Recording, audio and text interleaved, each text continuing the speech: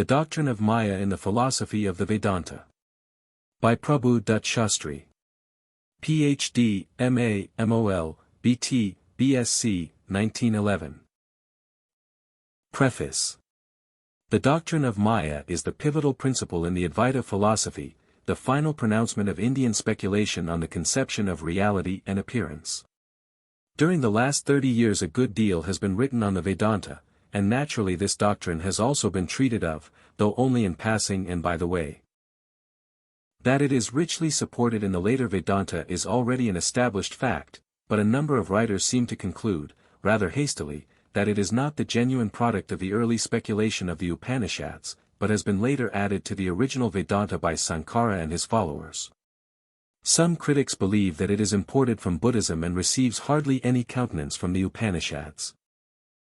The point is still debated, and it is only with a view to contribute a little towards a clearer understanding on this problem that I undertook to examine the Upanishads as minutely and as fully as I could, always relying upon the original texts more than the many more or less slipshod translations which are to be found. Hitherto these treatises have been looked upon as paradoxical, inconsistent and unsystematic. Scholars have only dashed at them to get out some meaning, but have hardly attempted to see if there existed in them an inner principle of unity and system. Deussen has, of course, indicated in his history of philosophy the evolution of thought within the Upanishads, and has attempted to base their chronology on such internal evidence. Working independently on the original texts of the Upanishads, I have also reached practically the same conclusion, hence in Chapter 2 have enlarged and developed that scheme with the aid of all the more important passages bearing on each point. My method has been analytical, more appropriately synthetico-analytic. I have not stated a fact dogmatically, but have in every instance supported it with appropriate references, an examination of which will lead us inductively to the established conclusion. To those who do not hold the same view as I, a statement here and there may appear a little dogmatic, but that hardly touches me, since I have kept out all questions of personal belief and have only made an honest attempt to treat the questions scientifically. To press one's own personal belief and point of view in a scientific inquiry vitiates, I believe, the conclusions to be arrived at. On the question whether the conception of Māyā is found in the literature from Sankara down to the present day, all opinions concur. The point to be investigated is how far and to what extent the conception is to be traced in the earlier literature before the time of Sankara, who flourished about 1,000 years before his spiritual disciple, Schopenhauer. Hence I have confined my inquiry to the Vedic literature, especially the Upanishads, and have carried my investigation down to Sankara.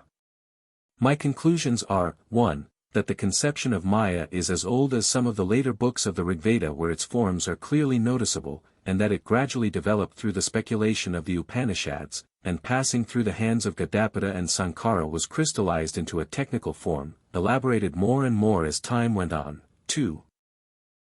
That the word Māyā, in the sense of illusion, of course, occurs later, for the first time in the Shvetashvatara Upanishad, and 3. That most of the critics of Māyā have started with gratuitously assuming Māyā to be a concrete reality, standing face to face with the Absolute as it were, a tertium quid between the Absolute and the universe, and this has made their whole criticism futile and irrelevant.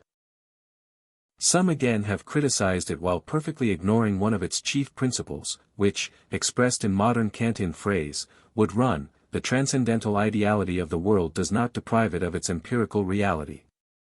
Chapter 1 is more or less introductory, as it is intended to help indirectly towards a thorough grasp of the idea of Māyā. The philology of the word is not within the strict scope of my essay, but I have collected some suitable materials which may help to give an insight into the gradual transition of meaning of the word itself. In Chapter 2 I have attempted to trace the development of the conception, apart from the word. I do not, however, claim that the internal system of the Upanishads as sketched there, the transition of the various stages of thought, etc., is to be looked upon as an ultimate scheme or the only possible scheme. But surely it is one of the possible systematic ways of treating the Upanishads, consistent and coherent as far as it goes, and as yet I know of no better scheme. In the same chapter 1 have given a very brief analysis of Gadapada's Karikas on the Mandukya Upanishad, so far as they bear on the subject. This has its own justification, since the book is unfortunately not so well known, and even those who know it cursorily do not always understand it correctly. Some of its epigrammatic stanzas have been erroneously construed so as to countenance either the doctrine of Shunyavada or that of the reality of the world. I have selected the most typical as well as the most difficult passages, which, I may hope, will remove doubts on this point. It seems to me perfectly clear that Gaudapada was a thoroughgoing idealist and a worthy precursor of Sankara. Then in Chapter 3 I have examined in brief the fundamental objections of the three other schools within the Vedanta, especially those of the theistic idealism of Ramanuja. These objections have never before been collected together and discussed in reference to the doctrine of Māyā proper. The brevity in this part of the work was intended in order not to make the essay unnecessarily long. I had a mind, however, to append another chapter on the analogies of the conception of Māyā in European philosophy, especially in the systems of Plato, Plotinus, Berkeley, Kant, and Schopenhauer. But in the present volume I have left it out, since it was felt that the present essay is in a way complete in itself, and that the additional part, which would have taken a considerable length in itself, is not necessary for the purpose. I have given my own translation of passages which in my opinion have not been quite accurately rendered in the current translations. I have employed the words appearance and illusion rather indiscriminately in translating the word Māyā, though I am conscious of the subtle difference in the two conceptions. The word illusion has been most current in this connection. Personally I would prefer the term appearance. The world, says the Māyā theory in its correct interpretation, is an appearance, not a mere illusion, since the latter as such is impossible. There are some passages where the latter conception seems to be held. E.g., Māyāmatram, if rendered as a mere illusion, would imply this. But as I have shown in some detail with reference to passages from the Chandogya Upanishad, this was not exactly what was meant by the old Indian thinkers. I hold that even if some of them really thought so, they were mistaken, and their ultra-rationalistic temper is to account for that. The Brihadaranyaka Upanishad emphatically proclaims that the Atman is the only reality and that all plurality is a mere matter of words. The Chandogya Upanishad, instead of starting with the Atman, does so with the world, and comes to the same conclusion from this standpoint as well, viz., that the world is strictly speaking the Atman itself, since there is no other existence but the Atman. These two positions correspond to Schopenhauer's parallel sayings, 1, that the world is my representation and, 2, that it is my will. As limited by space, time, and causality it is an appearance, but in its own nature it is the Atman. My best thanks are due to Professor Paul Dussin, Kiel, the Reverend Dr. J. Estlin Carpenter, Professor A. McDonnell and Professor J. Smith, Oxford, for their various useful suggestions. I am also grateful to Dr. F. H. Bradley, Dr. H. Rashdall, Dr. F. C. S. Schiller, Reverend L. P. Jacks, Oxford, Professor Henry Jones, Glasgow, and Professor Rudolf Eucken, Jena, who were kind enough to give me opportunities to discuss with them the subject of Māyā in the light of European philosophy in order to remove some of my difficulties. I have also to thank Dr. F. W. Thomas, Librarian, India Office, Professor L. D. Barnett, of the British Museum, and the librarians of the Bodleian for their kind assistance with books and unpublished manuscripts. To Professor Barnett I am further obliged for correcting the proof sheets. Prabhu Dutt Shastri. Christ Church, Oxford, January, 1911. Chapter 1, History of the Word Māyā. Māyā is one of the most important and prominent words in the vocabulary of Vedanta, that is, the philosophy of the end of the Vedas, the ancient Indian scriptures, philosophy. If it had an unalterable and fixed meaning throughout the history of Indian thought, our task would have been lighter, and we should have been saved the labor of writing this chapter.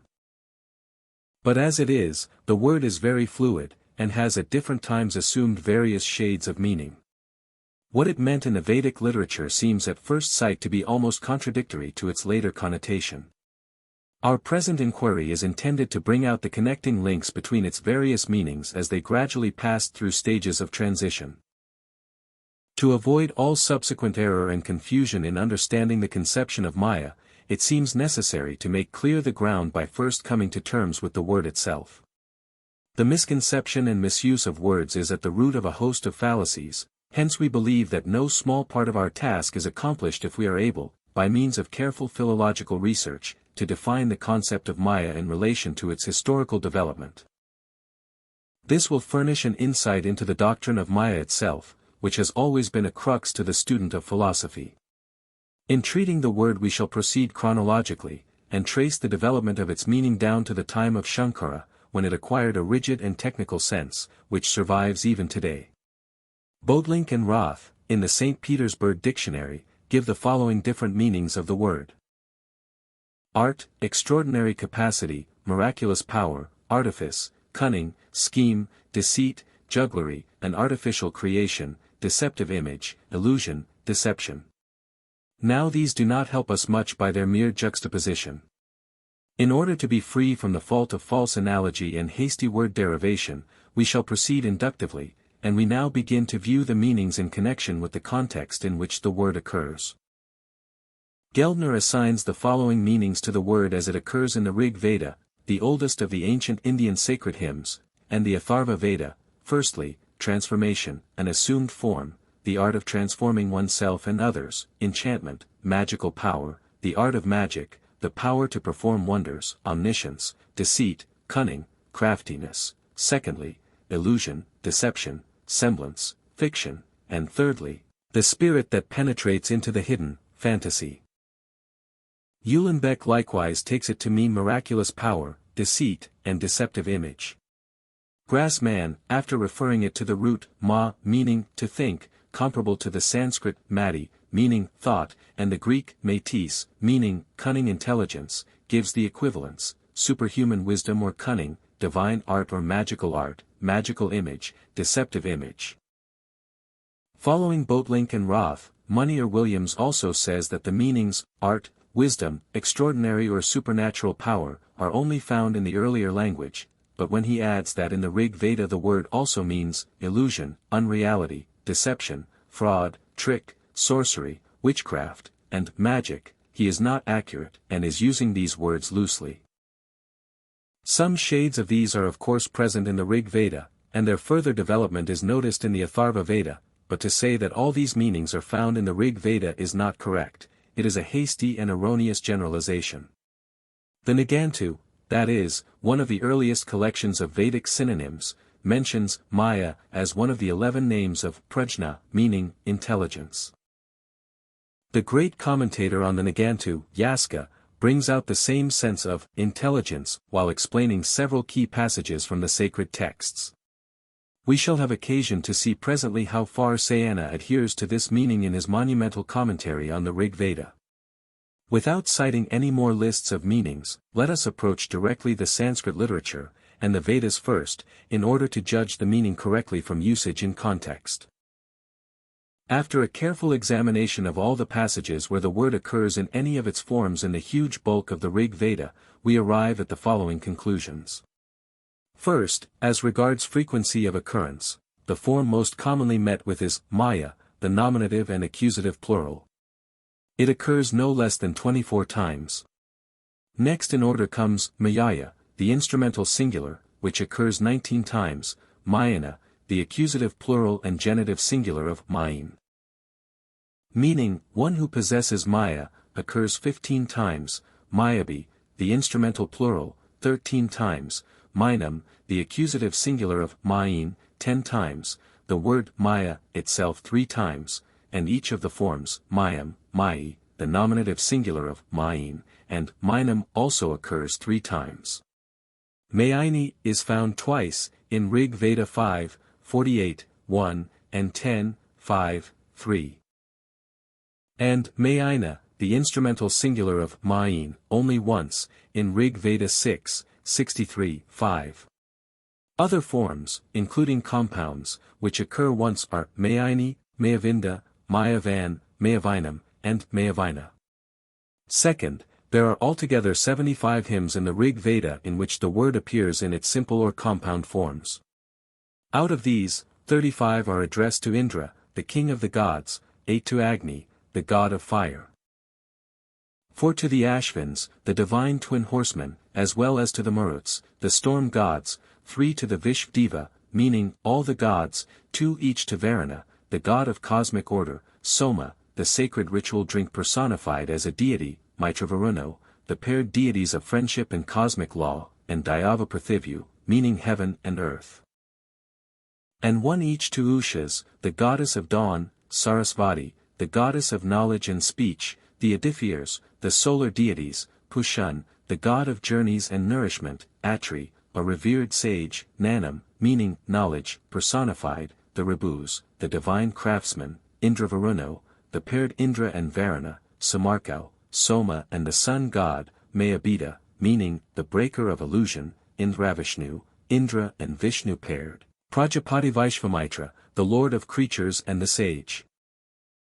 Vishvamitra, and Suryavaisvanarao, the sun and the universal fire.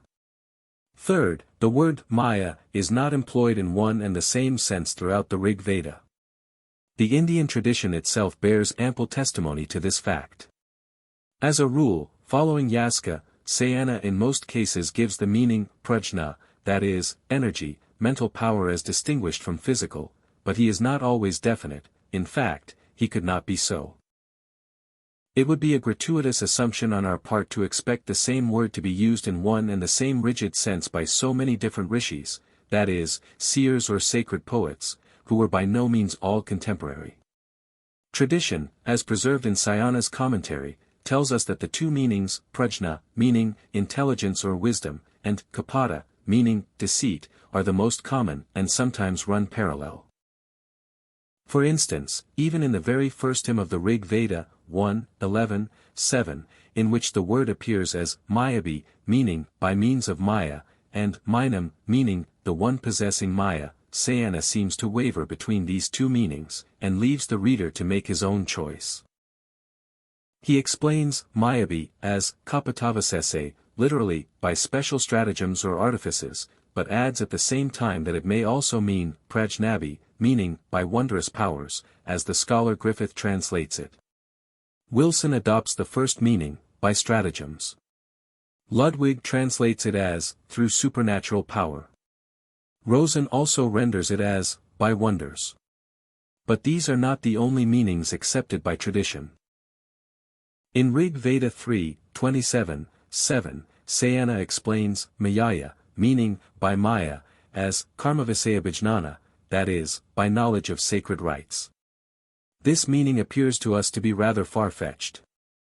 In Rig Veda 3:61, he renders the same word as karmabhi, meaning, by ritual acts. In 3:61-7, Maya is translated as power or glory, prabhurupa, literally, in the form of effulgence or light.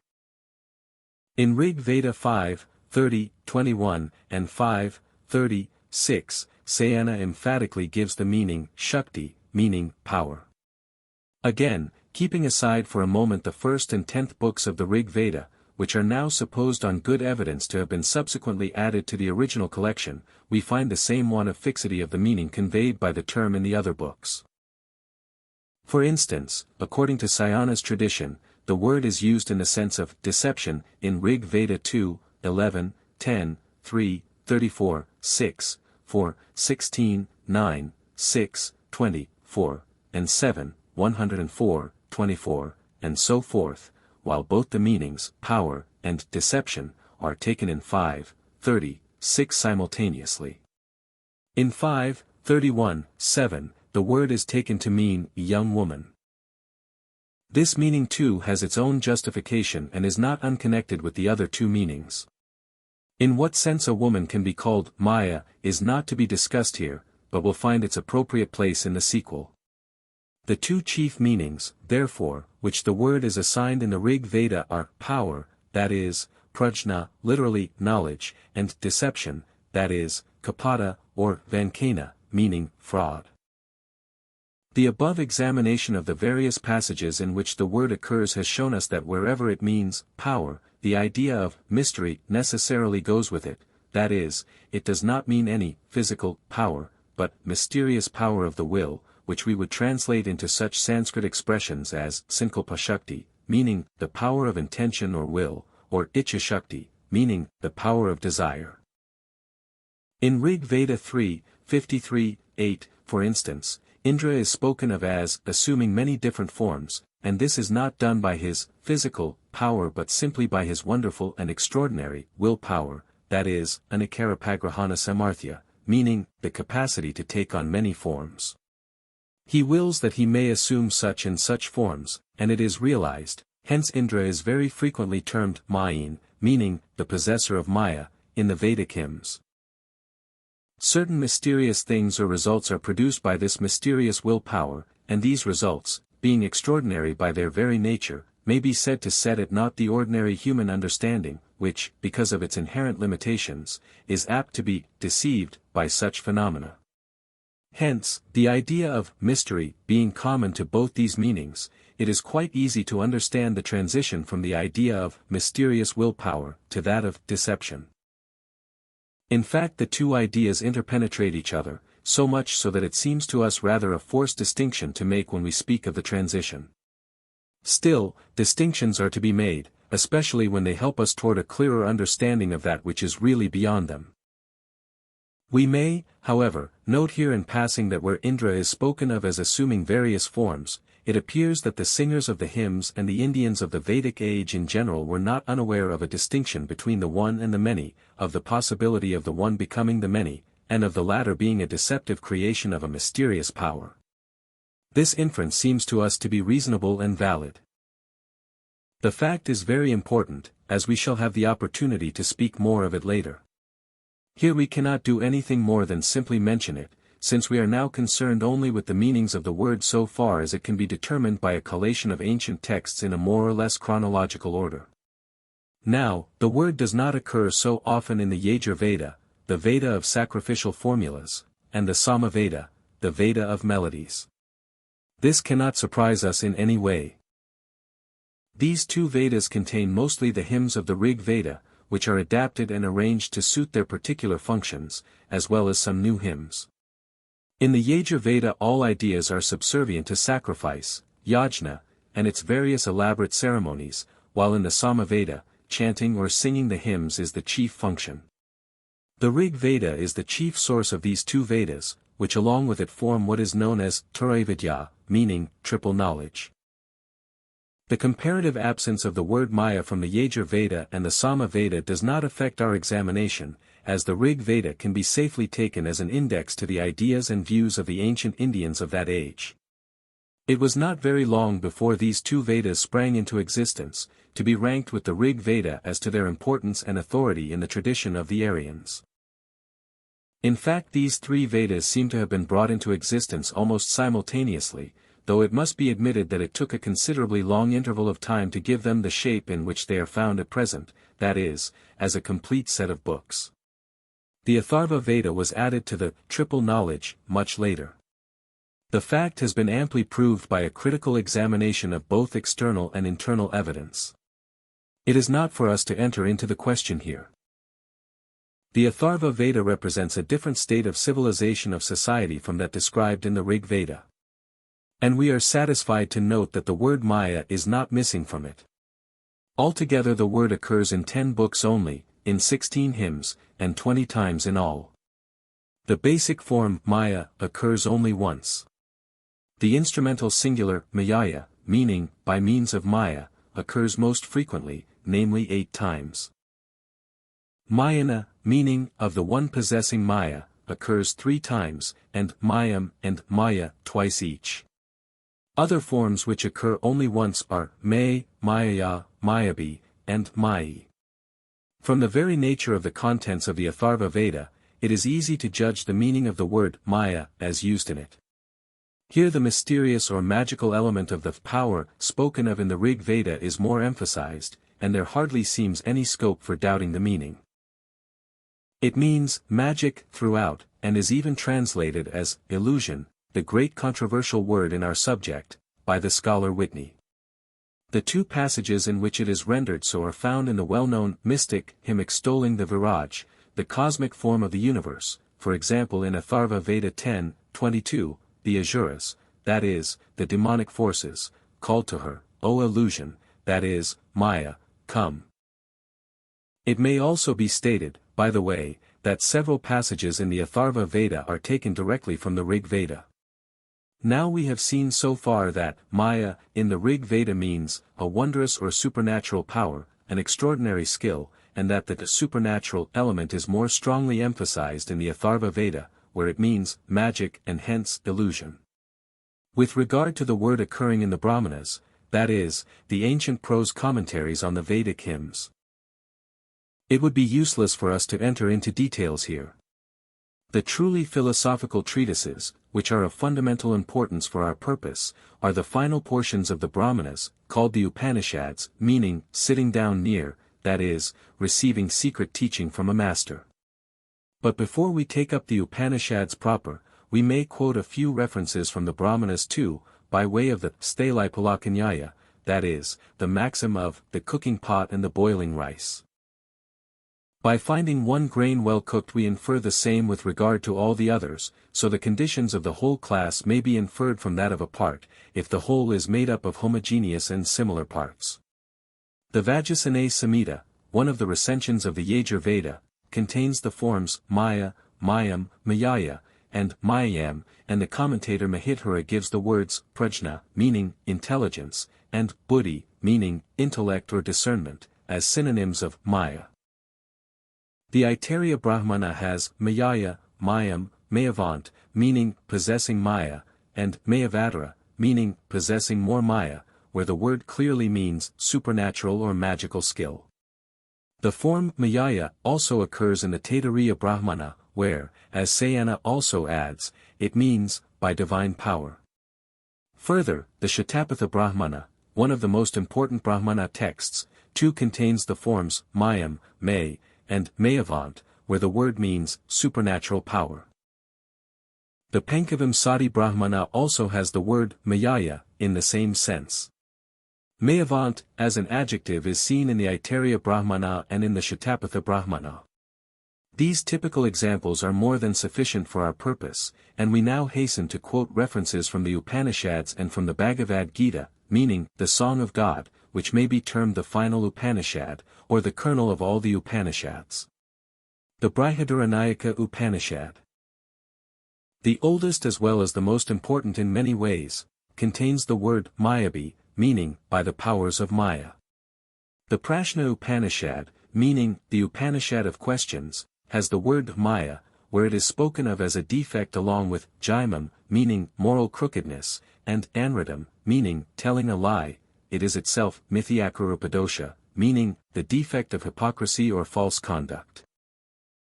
The Shvetashvatara Upanishad has the word Maya, where it means the great cosmic illusion. In his commentary on the passage, Shankara adds that it signifies the whole world as a sum total of pleasure, pain, delusion, and so on, and also uses forms of the word where the primordial matter of the Sankhya philosophy is spoken of as Maya. And further, where the great Lord is called Māyin, meaning the master of Maya, and is said to create the universe only by his Maya Shakti, meaning the power of illusion. Among the later Upanishads too the word occurs in the Nrisimhadipani Upanishad and the Nrisimhadarudipani Upanishad, both devoted to the lion-headed form of Vishnu. The term Mayamatram, meaning nothing but Maya or mere illusion, appears in these texts repeatedly. As these and other minor Upanishads are not easily available, we give the following quotations.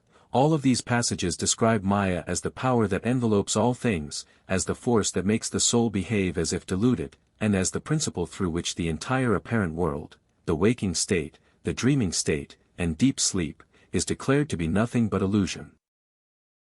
In the Kulika Upanishad, meaning the Crown Upanishad, Maya is spoken of as Vikarajananam, meaning the mother of transformations, Ashtarapam, meaning having 8 forms, Ajam, meaning unborn, and Dhruvam, meaning constant, and is described as bringing about the existence of the phenomenal world.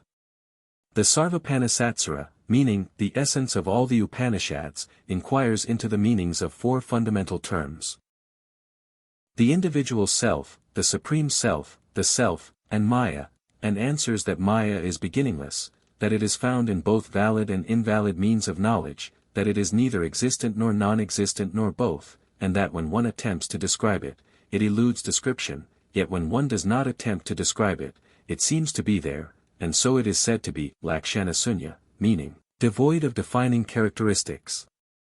The Ramapravadapaniya Upanishad, which is one of the sectarian Upanishads speaking of Rama and Sita as the primordial matter and the cosmic spirit, uses Maya in the sense of the creative power through which the divine descends into human form, and in the sense of the knowledge of illusion as a path to liberation. The Gopikandana Upanishad and the Krishna Upanishad speak of Maya as threefold, as invincible, Ajaya, meaning unconquerable, as the power of Vishnu that deludes the entire world, and as the body of illusion assumed by the Lord. In all these passages Maya means appearance or illusion. We are consciously using these two words as synonyms here. The same sense is further found in the Kaivalya Upanishad, meaning the Upanishad of absolute aloneness or liberation, and in the Maitri Upanishad, meaning the Upanishad of friendship, where the world is described as being like the illusory city of the Gandharvas, the celestial musicians, or like a magic show. One of the most brilliant and important works on Advaitism, that is, the philosophy of non-duality, is Gadapada's Karikas, meaning philosophical verses, on the Mandukya Upanishad.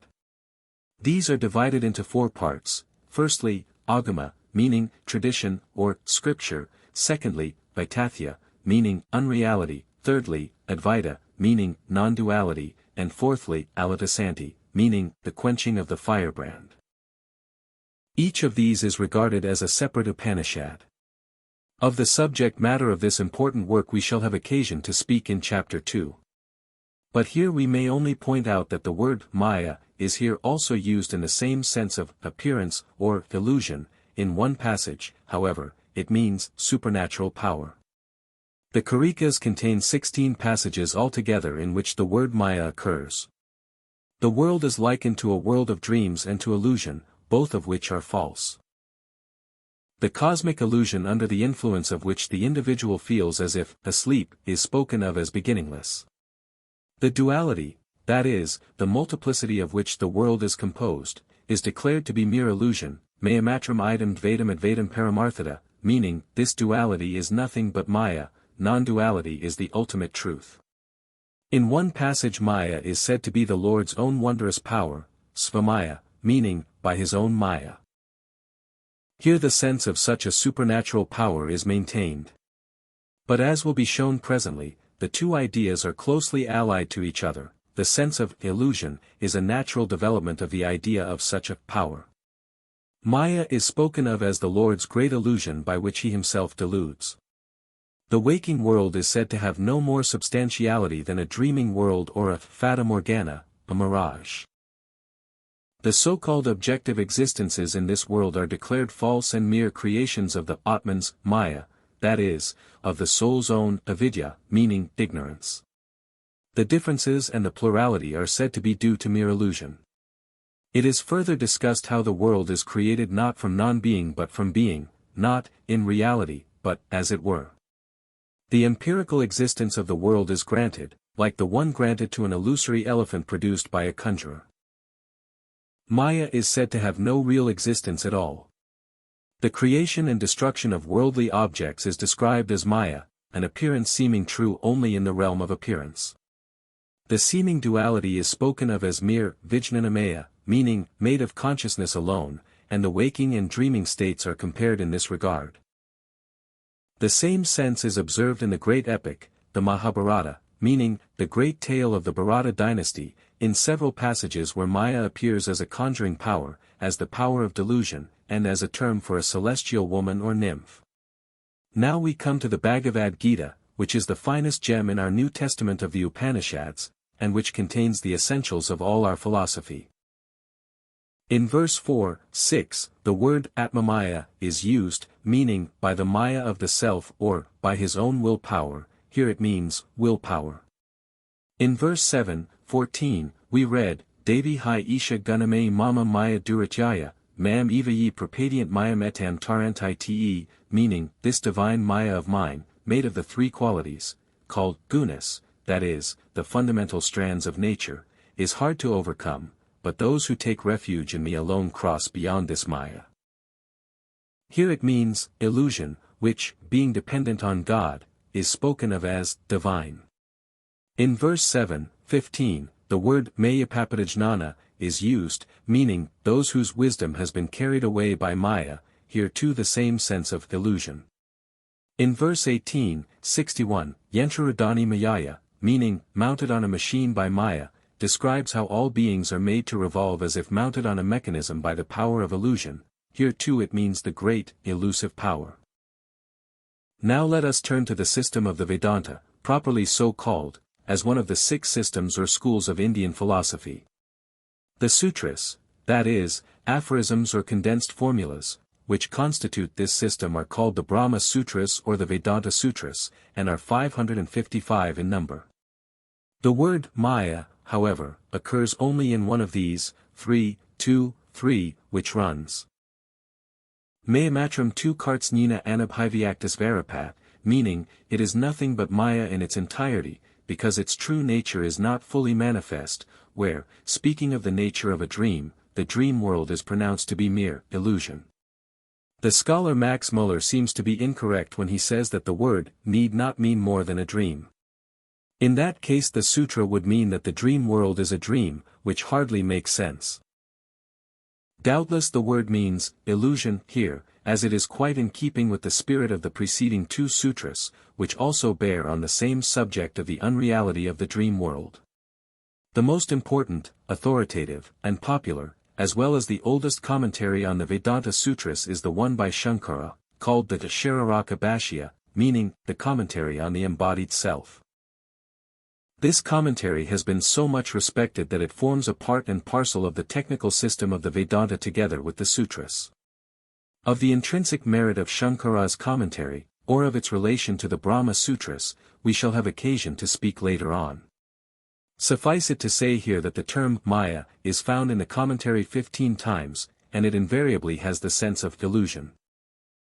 In one passage Shankara uses the word Mayavin, meaning a juggler or conjurer, describing how a supreme spiritual being, one who is eternally pure, consciousness itself, appears through avidya, meaning ignorance, and through Maya, like a juggler, in many forms. In another passage Shankara says, Eka eva parameshvara kudasthanadya vijnanadhidar avidyaya mayaya mayavad anakata vibhaviate, meaning, the one supreme Lord alone, immovable and eternal, the substratum of consciousness, is perceived in multiple ways through ignorance and through Maya, like a conjurer.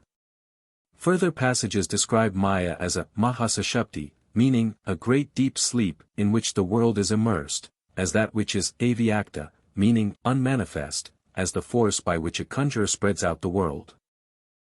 As that which, like a conjurer's display, does not truly touch him in past, present, or future, because it has no real substance, and as the illusion by which the apparent diversity of elephants, horses, and other creatures is produced, merely by a suppression of the conjurer's own true nature. It is true beyond doubt that Shankara means by Maya nothing but illusion. From Shankara's time downward, the phraseology of the Vedanta was more and more settled technically, and even modern writers on the Vedanta use the word Maya in the same sense of illusion, which was so clearly brought out by Shankara. After his time there has not been any desire to change the meaning of the term by a different usage. Hence it will hardly be of much use to examine the later Sanskrit literature on the Vedanta in order to find the word Maya. In the first place, it is exceedingly difficult to do so, since the later literature is so varied, vast, and undefined in extent. Secondly, the later Vedanta is in many cases mixed with the ideas of the Sankhya philosophy, Buddhism, and so on. And thirdly, even if we were to succeed in collecting all the more important modern works on pure Vedanta and were to collate the passages containing Maya in a similar way, it would scarcely be of any profit, since, as we have already said, the modern usage of the term is in no way different from that of Shankara. A glance through such works as the Pankadashi, meaning the 15 chapters, the Vedantasara, meaning the essence of Vedanta, the Vedanta Paribhasha, meaning the definition of Vedanta, the Atmabodha, meaning self-knowledge, and the Vivekachudamani, meaning the crest jewel of discernment, will amply confirm this fact. We may, therefore, safely close our survey of the meanings of the term when we have come down to Shankara's time. Apart from its philosophic use, the word Maya is used in modern classical Sanskrit to convey other ideas as well. Sometimes it means a female juggler. Again it means deception, fraud, kapata, or hypocrisy, chadma, for example in the Mahabharata, in the line meaning, let both of them serve the teacher without any deception. It also means illusion in an unphilosophical sense, that is, in an ordinary way free from the technical shade of the philosophical idea. For example, in the Raghavamsha, meaning the dynasty of Raghu, we find the line meaning, you have been tested by me through creating an illusion. The word is also used sometimes as a proper name. The Buddha's mother was called Maya, full name Maya Devi, meaning the goddess Maya, as one of the Buddha's names recorded in the ancient dictionary Amrakosha is Mayadavajuta, meaning son of the goddess Maya. Even at the present day in India some girls are actually named Maya Devi, Mayavati, or Mayakor. The chief reason why they are so named is that they are looked upon as auspicious if their name means wealth or a bringer of wealth, everything bearing on wealth being supposed to be auspicious.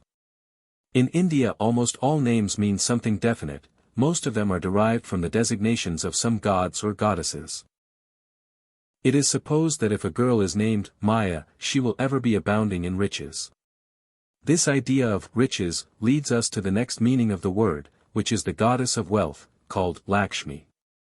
Lakshmi is the presiding deity of wealth, and her presence is always desired by the Hindus. Every year in the month of Ashvina there is a special festival observed called the Dipamala, meaning a row of lamps, as on that day every Hindu lights a number of lamps, generally of clay, arranged in long rows in all parts of his house, especially outside. A special traditional story of Lakshmi is recited, and it is hoped that the goddess of wealth will come to all those who love light, prakash, and not darkness. The word also sometimes means mere wealth, which is especially noticeable in modern works in Hindi and Punjabi. In the Sankhya system, Maya is identified with Prakriti, meaning primordial matter, or nature, as the source of the universe, with the distinct difference that in the Sankhya system Prakriti is real. It is the equilibrium of the three qualities, or gunas, of sattva, meaning purity and luminosity, rajas, meaning passion and activity, and tamas, meaning inertia and darkness. It is also called pradhana, meaning the primary substance. It has a real and independent existence and brings about the evolution of the whole world in company with Purusha, meaning the cosmic spirit or pure consciousness. In other words, the Sankhya system is based on an out-and-out dualism. This dualism is questioned and finally resolved by the Vedanta in so far as Prakriti is transformed into Maya, and Purusha into Brahman, meaning the absolute or ultimate reality, and so the mutual opposition of the two is destroyed. The word Maya is derived from the root ma, meaning to measure, Mayadanaya iti, that is, that by which something is measured, meaning thereby, as tradition has it, that elusive projection of the world by which the immeasurable Brahman appears as if measured. The same root further gives the sense of to build, leading to the idea of appearance or illusion. Sayana, in his commentary on Rig Veda 1:11-7, derives the word from the same root meaning to measure.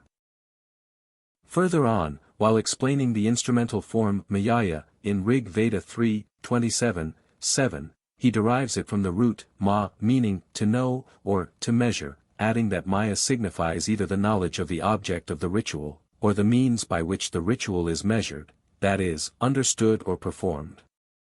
We are inclined to say that this derivation of Sayanas is a little far-fetched.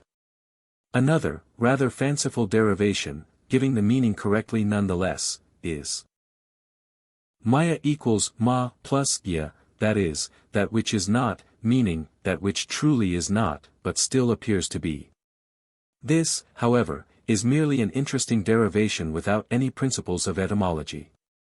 Another way to derive it would be, that which shows itself, that which appears to our view without having any real existence. This would be from the root ma, meaning to show. Hence, the conception of Maya as the causal will power, that is, Ichchashakti, or Prajna, may be derived from ma, meaning to know, and as the effectual state of the world as illusion, from ma meaning to measure, to build, and so on. To sum up, we have seen that the word Māyā meant in the Rig Veda, firstly, supernatural power, mysterious willpower, wonderful skill, and that the idea of the underlying mystery being more emphasized later on, it came to mean in the Atharva Veda, secondly, magic and illusion.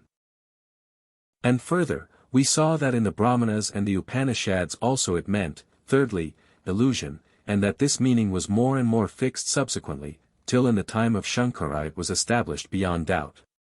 The sense of illusion may easily be found to exist in embryo even in the Vedic usage of the term, for example, where in the Rig Veda it meant power or skill, it always meant supernatural or wondrous power, and not ordinary physical power. The idea of mystery or wonder was always present, and it is this very element that, in its developed form, gives the sense of illusion or appearance. The idea of magic in the Atharva Veda formed a link between the old meaning of supernatural power and the modern one of appearance or illusion. As we have already pointed out, Māyā has been viewed principally from two aspects, firstly, as the principle of creation. Māyā as a cause, corresponding to the sense of Shakti, meaning wondrous power, or secondly, as the phenomenal creation itself, Māyā as an effect, corresponding to the sense of illusion, appearance, and so on. This short summary, we hope, will suffice as an introduction to the conception of Māyā in the following chapter. The meaning of the term having been discussed, we will now attempt to trace the development of the theory of Māyā from Vedic times down to Shankara's, when its usage was finally settled, limiting ourselves to the system of the Vedanta proper. If we were to attempt to trace the conception of Māyā, or its alternative conceptions in other systems, it would lead us out of our present scope. We hope, however, to be able sometime in the near future to write a separate treatise on this doctrine with special reference to its place in modern Hindu philosophy and its analogies in other Eastern and Western religions and philosophies. For the present we have to confine ourselves mainly to the historical view of the conception of Māyā within the system of the Vedanta. Chapter 2, Development of the Conception of Māyā. After a brief philological survey of the word Māyā, we now turn to the idea itself. The word and the idea are not to be confused, since such a confusion is productive of various false assumptions as to the doctrine of Māyā in relation to its place in Indian thought.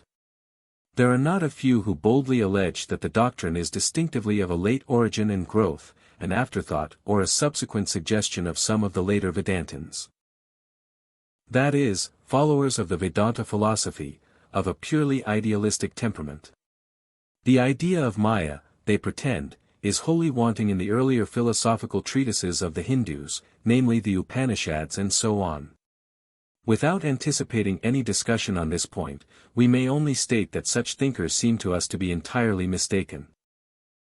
Hence our main thesis in this chapter will be to show, with the aid of suitable authoritative quotations from our philosophical literature, that the idea of Māyā is very old, certainly older than the word Māyā. The word in its usual sense, of course, occurs for the first time in the Shvetashvatara Upanishad, for 10, but the idea may be traced to the later stage of the Vedic civilization. We shall endeavor to show that the conception, though not in a systematic and organic form, is already found in the Rig Veda and the Upanishads. Philosophy, as reflective thought, that is, the thinking consideration of things, did actually begin with things, that is to say, the first germs of philosophy began to appear with an attempt to explain the concrete realities in the environment, namely the universe. A yearning was noticeable in the human breast to comprehend the source of all existence. And as all higher development is from the concrete to the abstract, thought too followed the same course, and after passing through the stages in which the different forces of nature, or various other elements such as water, air, fire, and so on, began to be imagined as the chief source of all existences, the point was reached where the many was found to yield no satisfactory explanation of its being, and a desire was felt to know the mystery, the underlying unity. With the advance in thought, the principle of unity attracted more and more attention, so much so that as early as in Rig Veda 1:164, ekam sad viprabhuta Vedanti, meaning, the wise speak of the one being under many names. The multiplicity was felt to be due to a mode of speech only, not real in itself, only the one having real existence. The innumerable Vedic gods began thus to be conceived as not at war with one another, but only as manifestations of one God. Monotheism conquered polytheism in its exclusive sense. The last book of the Rig Veda is particularly rich in philosophical hymns, many of which strike a chord of the same sentiment of unity underlying diversity. The bold speculation of the ancient Vedic people is picturesquely portrayed in Rig Veda 10:129, one of the earliest records known of an attempt at explaining the cosmogonic mystery by grasping the idea of unity.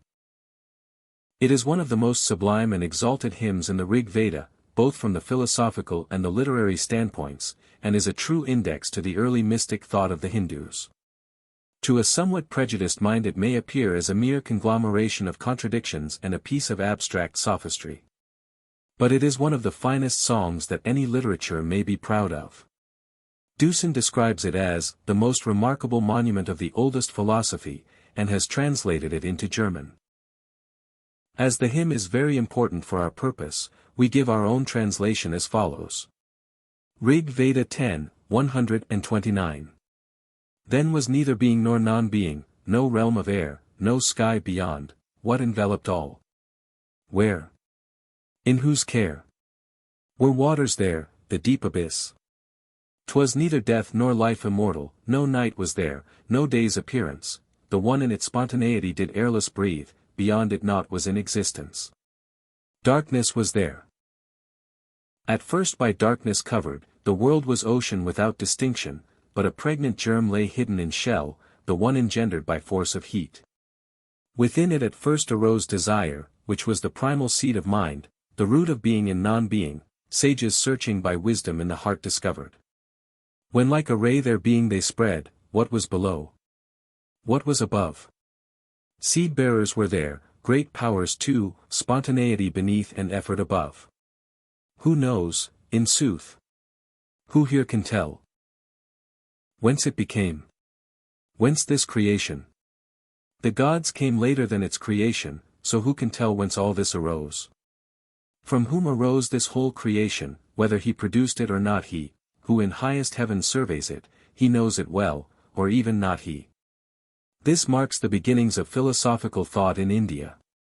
The same conception of the basal unity of the world afterwards gave rise to Greek philosophy in the Eleatic monism. Xenophanes started his polemic against the anthropomorphism in popular Greek religion and was the first among Greek thinkers to declare, all is one. A little later Parmenides too developed, as his chief principle, the same idea of the essential oneness of being and thought.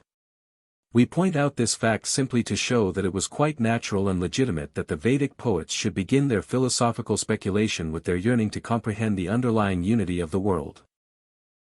That the yearning was natural is amply shown by almost exactly the same tendencies being found in other philosophies, especially in that of Greece.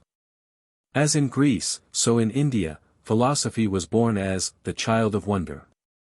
Garby, who has done a good deal of useful work in the Sankhya, that is, the ancient Indian philosophical system based on a strict dualism of matter and spirit, has unfortunately failed to realize the spirit in which the above hymn was composed by the Vedic Aryans, and finds in it as well as in other philosophical hymns in the Rig Veda, unclear and self-contradictory trains of thought. We fail to perceive any such contradictions. The various explanations are in themselves demanded by the very mysterious nature of the problem. It may be remarked in passing that the being and non-being spoken of in the hymn do not stand in antithesis, as they do in early Greek philosophy. On the contrary, they are one, though they are two from our way of looking at them. The undeveloped state, known as karanavastha, that is, the state of being a cause, or the unmanifest potential state, is spoken of as non-being. It does not mean the negation of being, while the manifested state is called by the name of being. This also explains why being is said to be born of non-being in Rig Veda 10:72, 2-3, and the root of the former is discovered in the latter, as we saw in 10:129, 4. There might appear many such contradictions implied in the use of terms, but they are only seeming contradictions and vanish as soon as the real reconciliation, vyavastha, meaning a proper ordering or settlement, is made out. Now, after attaining a consciousness of the oneness of all things, the next step was naturally a quest after the nature of this unity. An attempt is made to determine it in Rig Veda 10:121, where, after describing the majesty and wonder of the vast network of creation, the poet at last names Prajapati, meaning Lord of creatures, as the unknown God, the ultimate unity of all creation. Prajapati, than thou there is no other, who holds in his embrace the whole creation. This idea of Prajapati is subsequently transformed under the name of Brahman, the absolute reality, or Atman, the universal self, in the Upanishads. However, in another Vedic hymn, Rig Veda 10:90, we see the same power attributed to Purusha, meaning the cosmic person or spirit, who we believe is one with Prajapati in general conception. And in Rig Veda 10:81 and 82, to Vishvakarman, meaning the All-Maker. In Rig Veda 10:72, the same functions are referred to Brahmanaspati, meaning the Lord of sacred speech.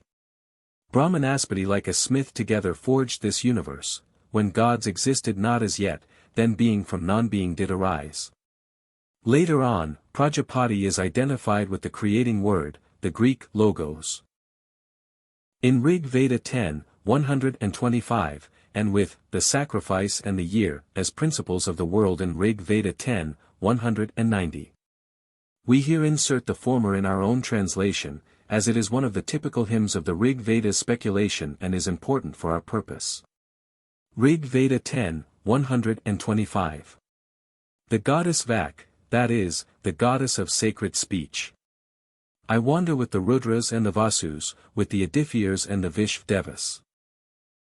That is, all the gods, I support both Mitra and Varuna, Indra and Agni, and the Ashvins too. I support Soma, swelling with juice, I support Tvashtra, Pushun and Bhaga, 'tis I who give wealth to the zealous offerer, to the sacrificer who presses Soma. I am the queen, the showerer of riches, the knowing, first of the worshipped ones, me have the gods in many forms displayed, me, living everywhere and entering all things.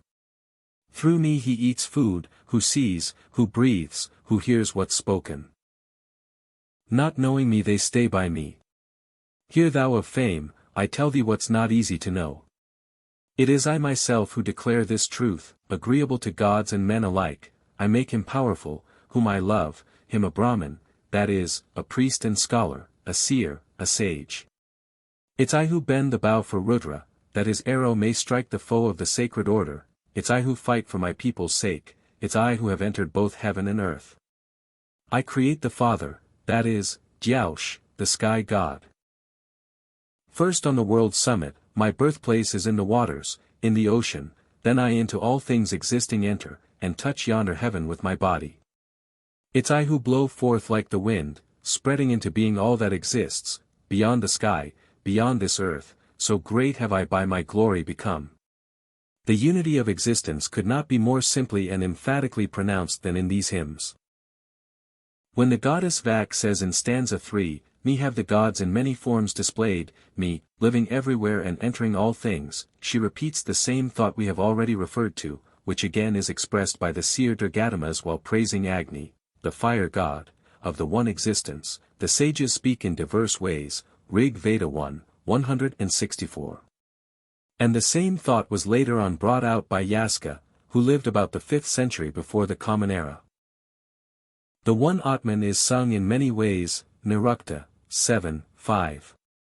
Some of the other Vedic hymns in which this conception of the underlying unity of being is brought out are Rig Veda 10:81, 82, 90, and 121, which we can only refer to rather than translate here.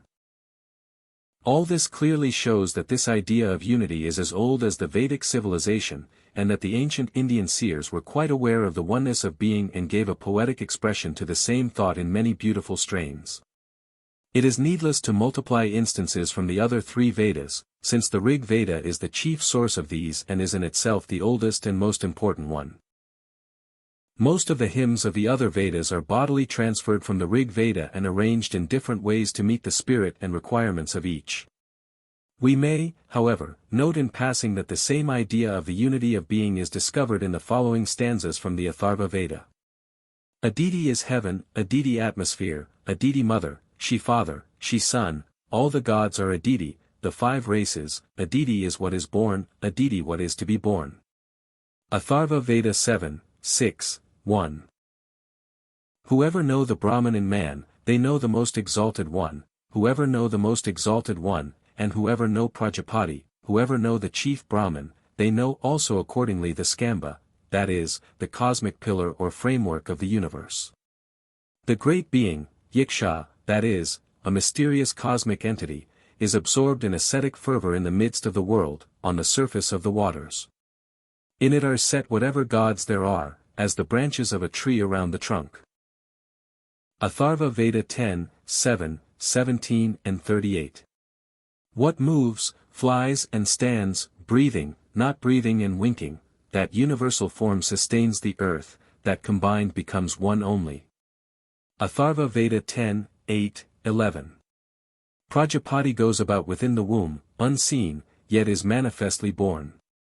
Atharva Veda 10, 8, 13. Knowing the soul, free from desire, wise, immortal, self-existent, satisfied with the essence, not deficient in any respect, one is not afraid of death. Atharva Veda 10, 8, 44.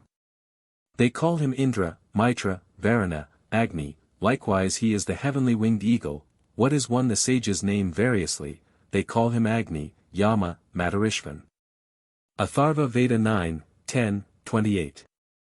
These typical passages point to a continuation of the same idea in the Atharva Veda. The Brahmanas, that is, the exegetically treatises on the sacred hymn collections, being mainly guided by the revealed scriptures, the Shruti.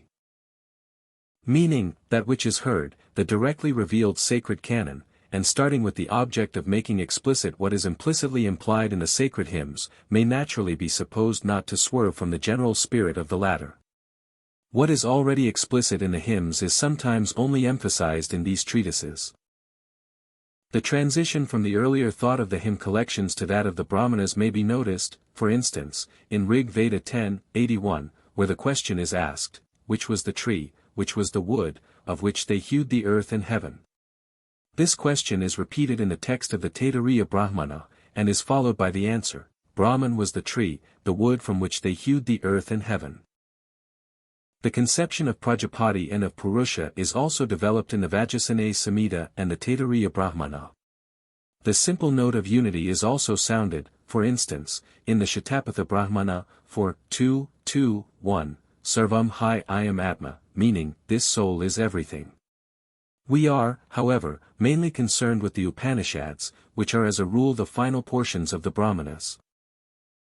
The word Upanishad is derived from the root sad, meaning to sit, with the prepositions upa, meaning near, and ni, an intensifier meaning very, and conveys the sense of that which is imparted to a pupil when he sits very near his teacher, hence secret doctrine. The Upanishads may therefore be said to embody the esoteric doctrines of the Vedas.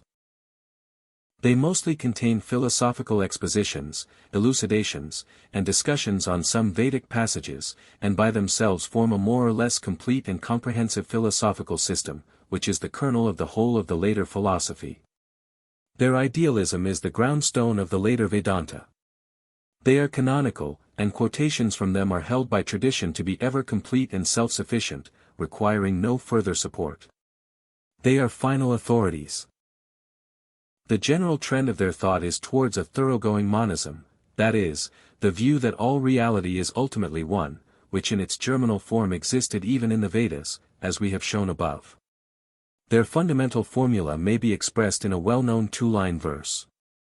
Brahma Satyam Jagan Mithya, Jivo Brahmaiva Napara, meaning, Brahman is the reality, the universe is false, the individual self is Brahman, nothing else. In other words, there is only one reality, call it Brahman or Atman, what you will, and the world around us which appears so real is not so. This is the central thought which has been so admirably expanded and developed in various ways in the Upanishads, and what we call the doctrine of Māyā is nothing more than an attempt to explain this fact in detail, to show how it is impossible for the world to be anything more than an appearance as distinguished from reality, which strictly speaking is only Brahman. We now come to one of the most important parts of our present subject, namely the development of the theory of Maya through the Upanishads down to Shankara. We may remark at the outset that the theory may be enunciated in two ways: firstly, that the world is an illusion or appearance, and secondly, that the only reality is the Atman. These two statements mean the same thing, so that the passages which emphasize the statement that the Atman is the only reality mean most transparently that all else, that is, everything other than the Atman, namely the world and so on, is not real. The Upanishads, when read through without any guiding principle, seem to bristle with startling contradictions. The world is described as pervaded by the Atman, and it is said that all this is Brahman, while at the same time it is asserted that the world is unreal. Again, it is declared that the Atman created the world, while yet it is true that there is no world besides Brahman. All such and other statements would perhaps baffle all attempts at explanation if only we looked at the external aspect, and some readers of the Upanishads may consequently with great impatience pronounce these books to be nothing but a mass of crude contradictions. But it is not so. There is to be traced within the Upanishads a certain development, or degeneration, from another point of view, of pure idealism. In the Brihadaranyaka Upanishad are found certain passages, chiefly in the first 4 chapters, which are connected with the discourse of the great sage Yajnavalkya, and which furnish the oldest idealistic conception as far as we know. Yajnavalkya's standpoint is purely metaphysical. He was the leader of the sages, and he is said to have quite realized his identity with Brahman. One seems to be carried away by the simple force of his lofty utterances, which appear to be poured out from the very depths of his heart after a thorough realization of the truths they contain. His dialogues with his wife Maitreyi and with the king Janaka appeal to us as the clearest enunciations of the true standpoint of idealism, which on account of its extremely monistic conception cannot be surpassed, a more thoroughgoing monism being on the face of it impossible. The burden of the whole throughout is that the Atman is the only reality, which at once implies that the world is not real. We shall now examine some of these passages, in order to give a more concrete idea of the general position maintained by the old idealist. The following is from Brihadaranyaka Upanishad 2, 4, 5. The Atman is to be seen, heard, understood, meditated upon, Maitreyi, by seeing, hearing, understanding and realizing the Atman, all this world is known. This is repeated again in 4, 5, 6. The same idea is expressed by means of 3 similes, of the drum, the conch shell, and the lyre. As by holding fast the drum, the conch shell, the lyre, when they are being beaten, all their sounds are as it were caught together, so by knowing the Atman all is known, that is, all worth knowing becomes already known. When these instruments are being sounded one cannot hear anything else and is confused in the multiplicity of the sounds, but on taking possession of the instruments, the source of all the sounds, one seems to have mastered the discord and to have found the key to it all. So is the Atman the key to the all, namely the universe. When the Atman is known then there is nothing else that is worth knowing, the multiplicity perishes and the unity asserts its sway. A most remarkable passage, which in the clearest phraseology endorses the conception of Maya, is found in Brihadaranyaka 2, 4, 14. It runs thus, in translation. For where there is duality, as it were, there sees another thing, there smells another thing, there hears another thing, there speaks another of another thing, there thinks another of another thing, there knows another thing. But where all has become nothing but the Atman, there how can one smell anything, how see anything, how hear anything, how speak of anything, how think of anything, how know anything? By what shall one know him, by whom one knows all this? By what shall one know the knower? The word jiva, meaning, as it were, is important here. Where there is duality, as it were, shows that duality, which refers to the multiplicity, nanatva, in the world, is unreal. In other words, it is only an appearance. The conception of subject and object is only possible when each of them has at least a distinguishable existence. But when all this otherness is found to be false, that which was called the object disappears, and only the one Atman remains as the knower. In that sense even the word subject, in the current sense, would be inadmissible, since it is only a relative term, and when the object perishes the idea of the subject also goes with it. The distinction is lost, that which was real remains as the one, and the unreal, which never did actually exist, is found to be a nullity. The Atman, being itself the knower, the self-luminous, the universal spirit, does not require any medium to be known. That is the idea which Yajnavalkya so simply and yet so forcibly conveys when he says, Vijnataram Arkina Vijnaniat. By what shall the knower be known? Further on, Yajnavalkya, while instructing the sage Ashasta on the nature of the Atman, says, from Brihadaranyaka 3:4-2, in translation, Thou couldst not see the seer of sight, thou couldst not hear the hearer of hearing, thou couldst not think the thinker of thought, thou couldst not know the knower of knowing.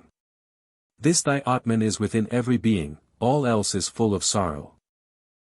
Here it is shown how the Atman is so near within one's self that one does not need to go a long way to search for it. Those who go out to seek it anywhere else by external means never find it. The attempts at a rigid definition of Brahman are all futile.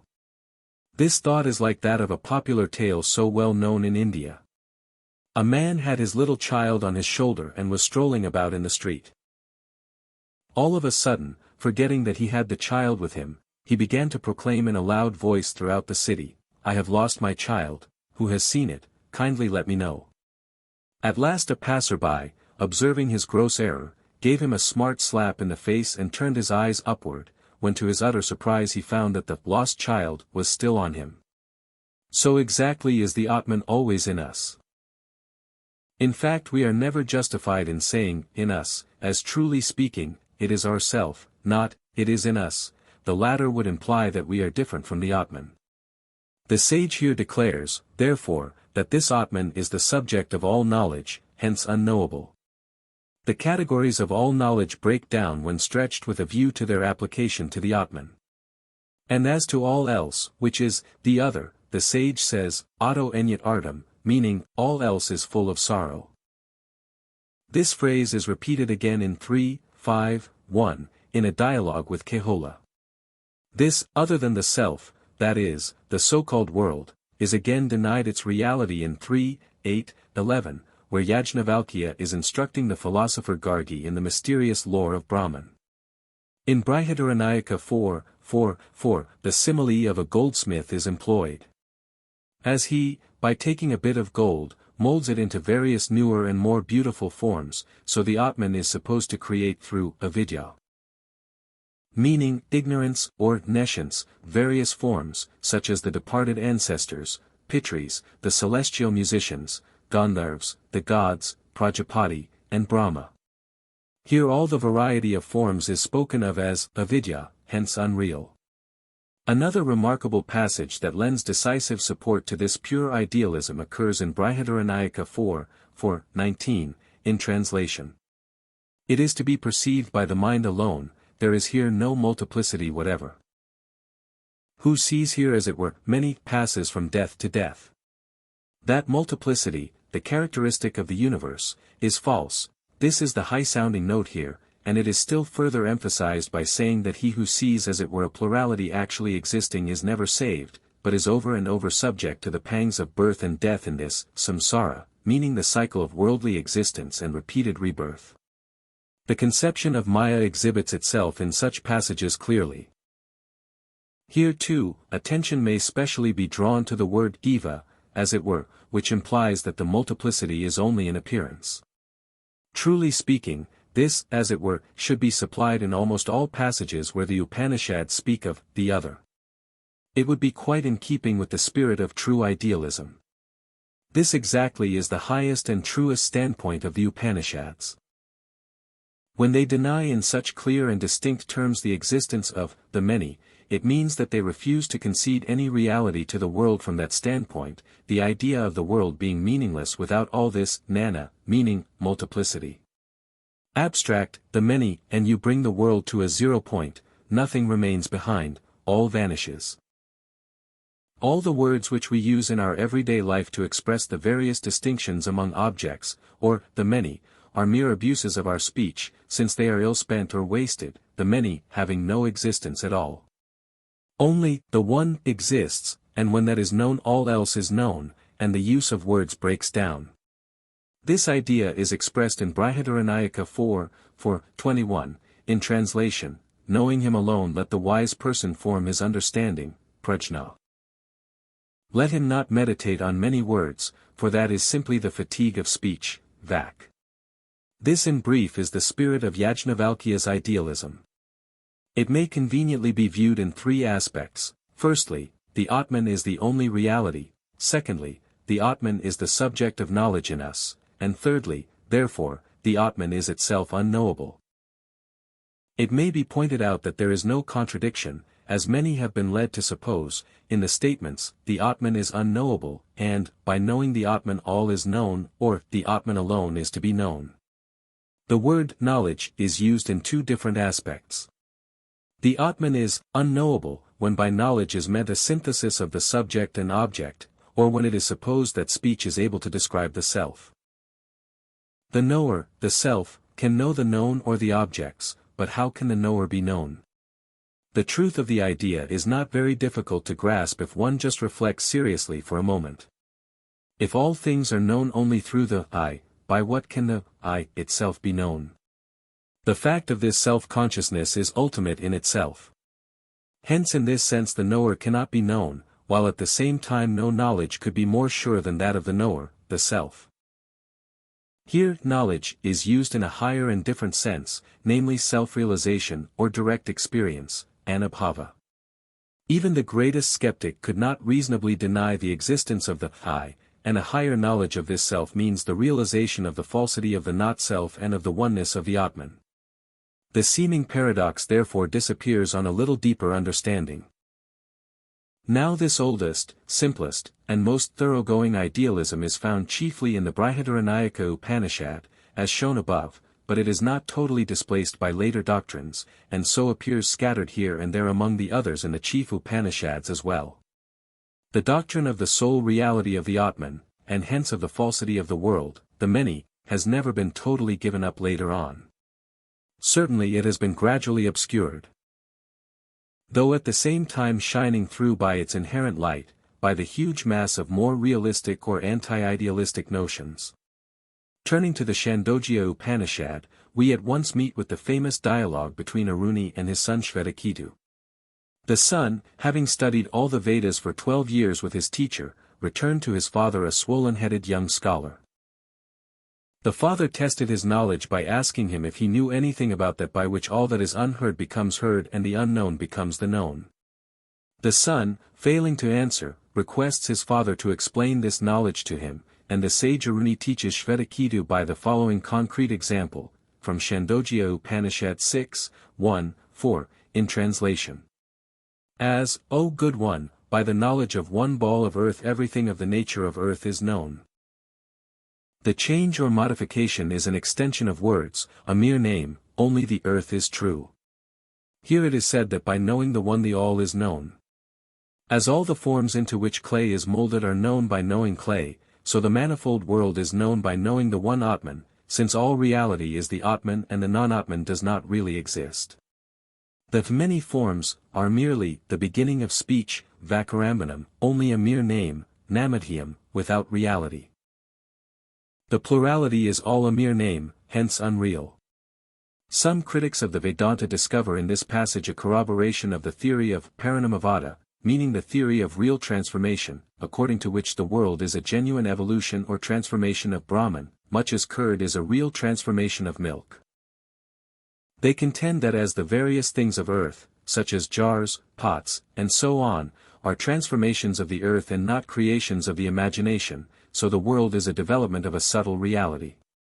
However, the passage seems to us to endorse the purely idealistic standpoint, making the world, to use later philosophical terminology, a vivarta, meaning a mere appearance without real transformation, rather than a vikara, meaning a genuine modification.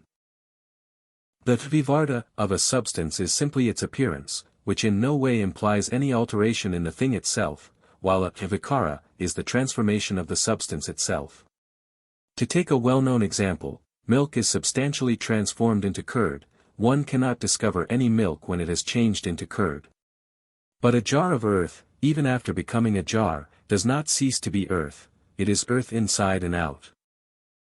The idea of jar is simply due to the limitations of name and form, which are decidedly dependent on the mind.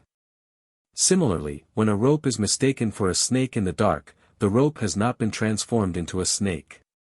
The mind imposes the conception of the snake on the rope, the snake has no independent existence. Hence the passage supports the idea of vivarta, mere appearance, not of vikara, real transformation. In Chandogya 6, 2, 1-2, where the process of creation is described from the empirical standpoint, the words ekam eva advishyam, the only one without a second, occur, pointing out the essential oneness of the Atman.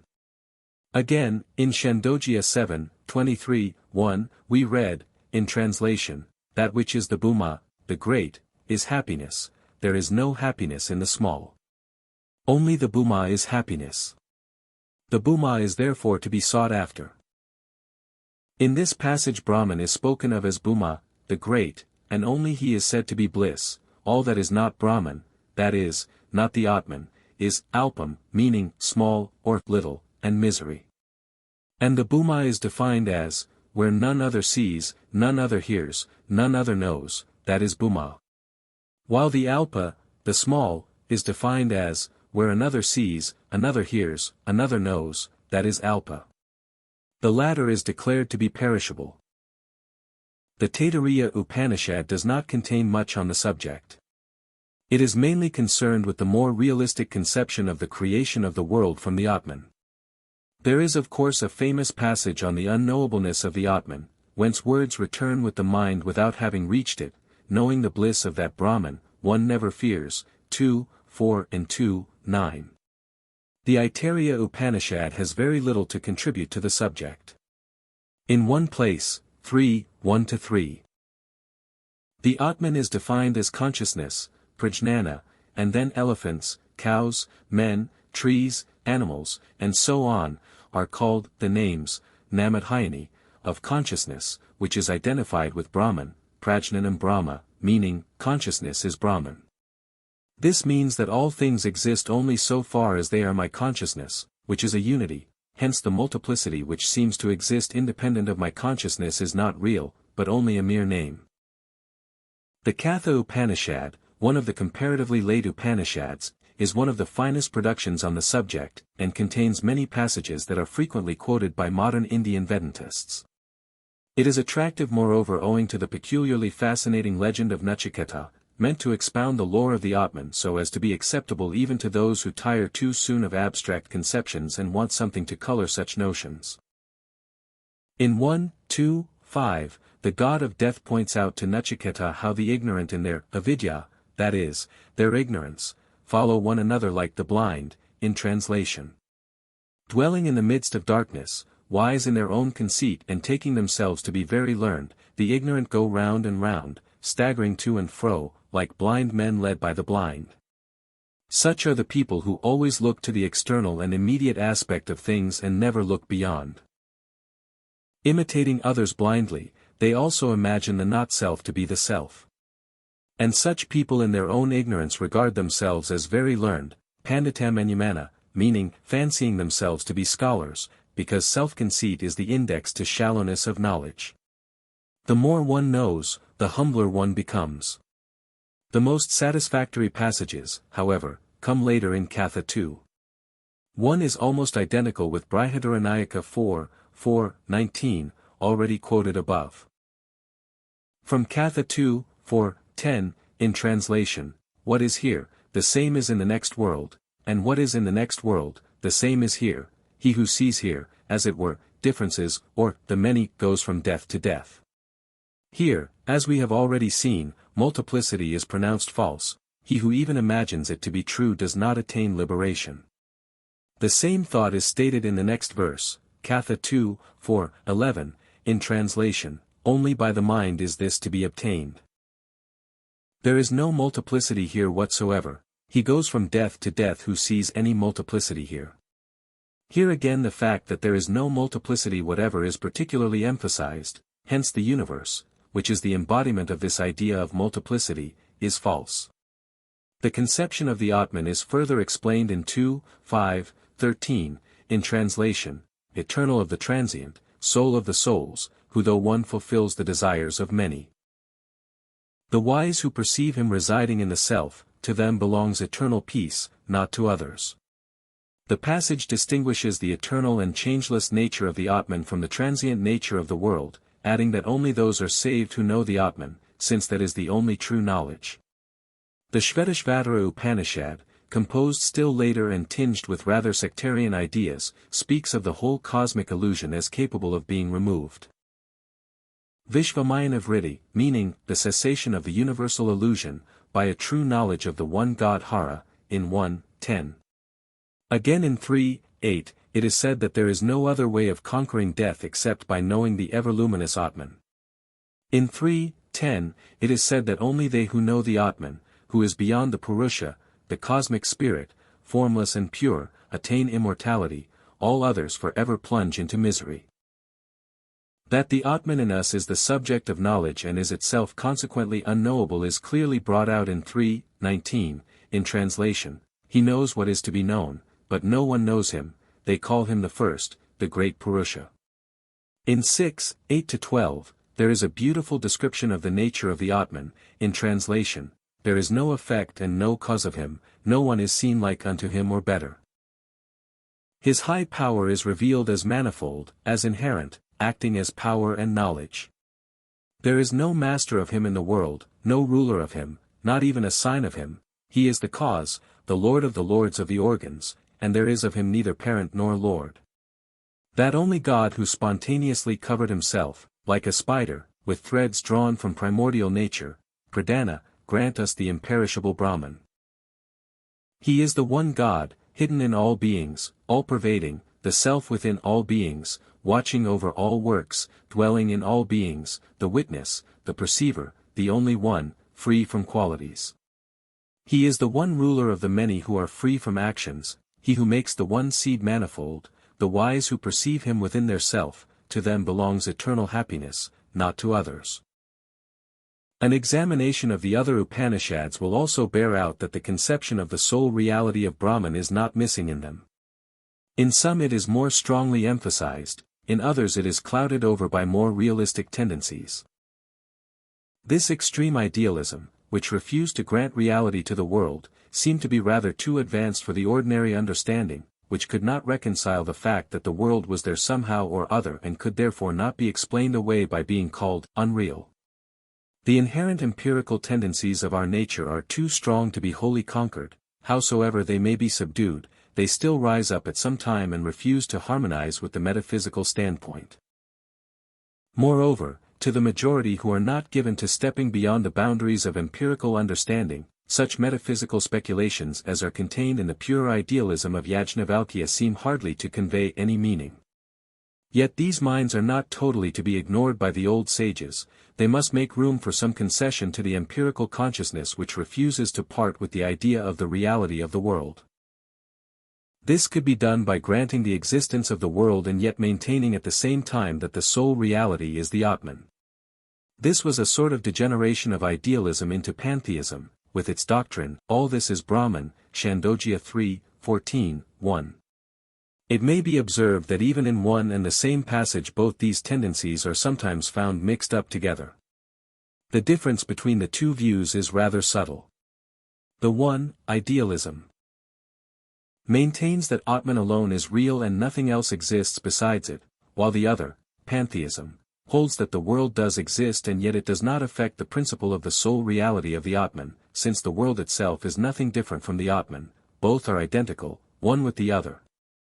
The Atman is called the reality of this reality, Satyasaya Satyam, in Brihadaranyaka 2:1-20. It is immanent in the world and pervades even the minutest particle.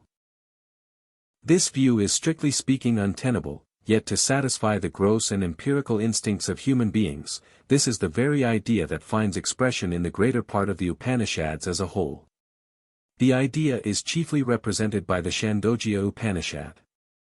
The well-known condensed word Tajjalan is significant in the following passage from the Shandilya Vidya, that is, the teaching of the sage Shandilya, and means, from Brahman is all this born, Tasmat J8, into Brahman all this is reabsorbed, Tasman Lyate, and in Brahman all this breathes, Tasman Anati, meaning thereby that all in all is Brahman.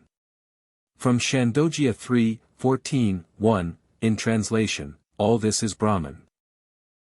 Let a man meditate on that as beginning, ending, and breathing in it.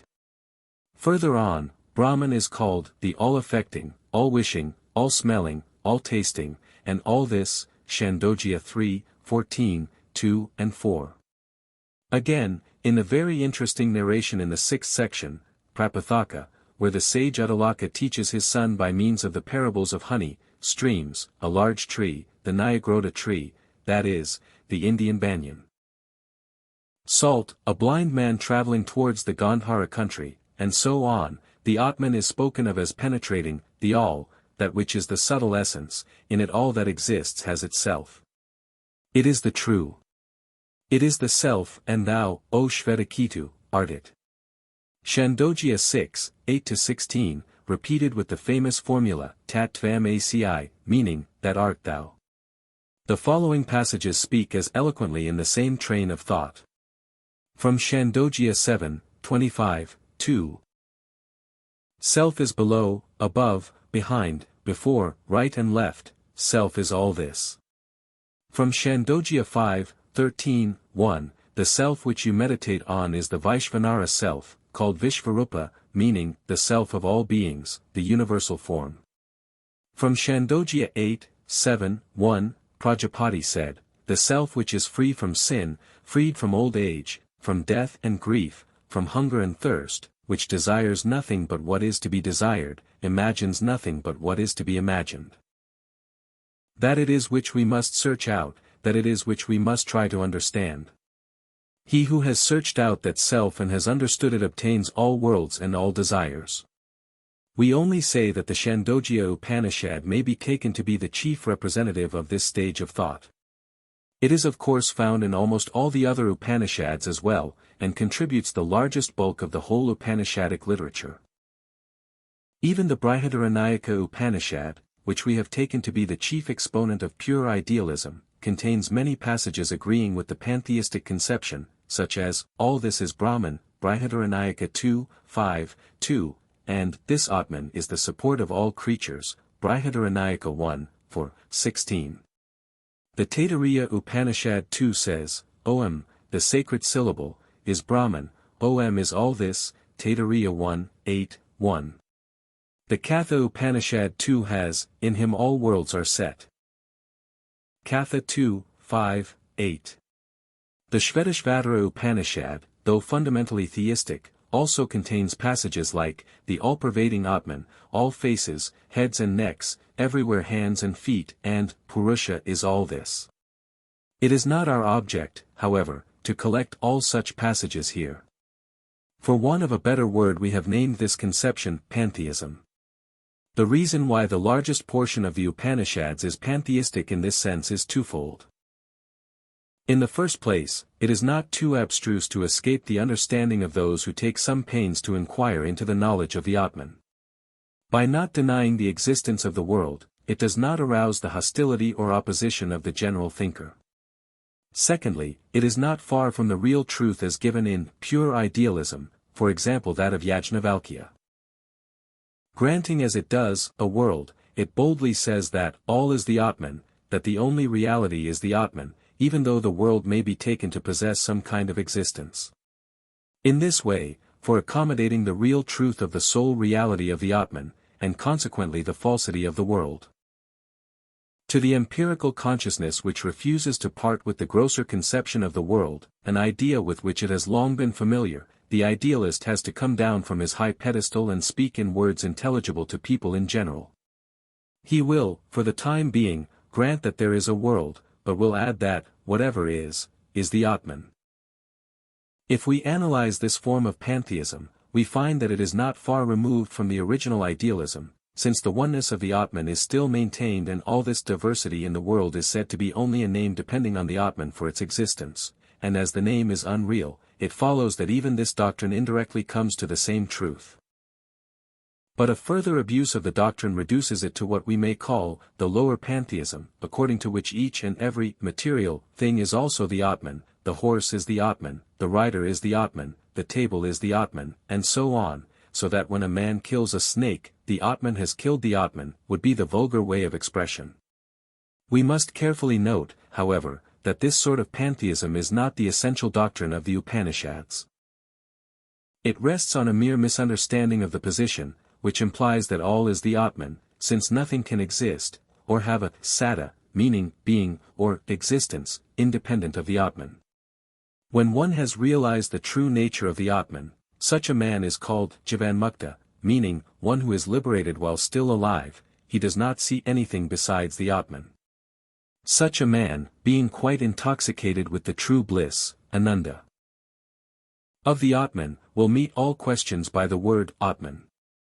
Others who are still ignorant of their blindness deny that they are blind and consequently laugh at the spontaneous utterings of such a Vedantist. As a matter of fact, there is a strange anomaly in such a knowledge of the Atman.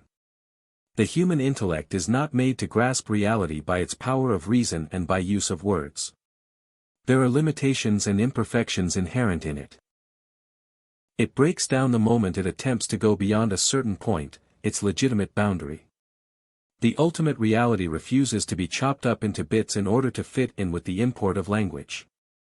It is self-illuminating, and to yield its meaning it demands our self-consciousness, our living will, our whole self, our whole life, but not our speech, which is after all inadequate. As the Katha Upanishad says, Nisa Tarkina Matir Apaniya, this knowledge cannot be reached by mere reasoning. In order fully to realize such truths the intellect must transcend itself, which it cannot do. Hence it has to be content with its blurred and indistinct vision. But, on the other hand, words have to be used for communicating truth, though the moment we use them we land ourselves on quicksands. When we say, for example, the world is nothing but an appearance, even so we use the term world, and in so doing do suppose it to exist.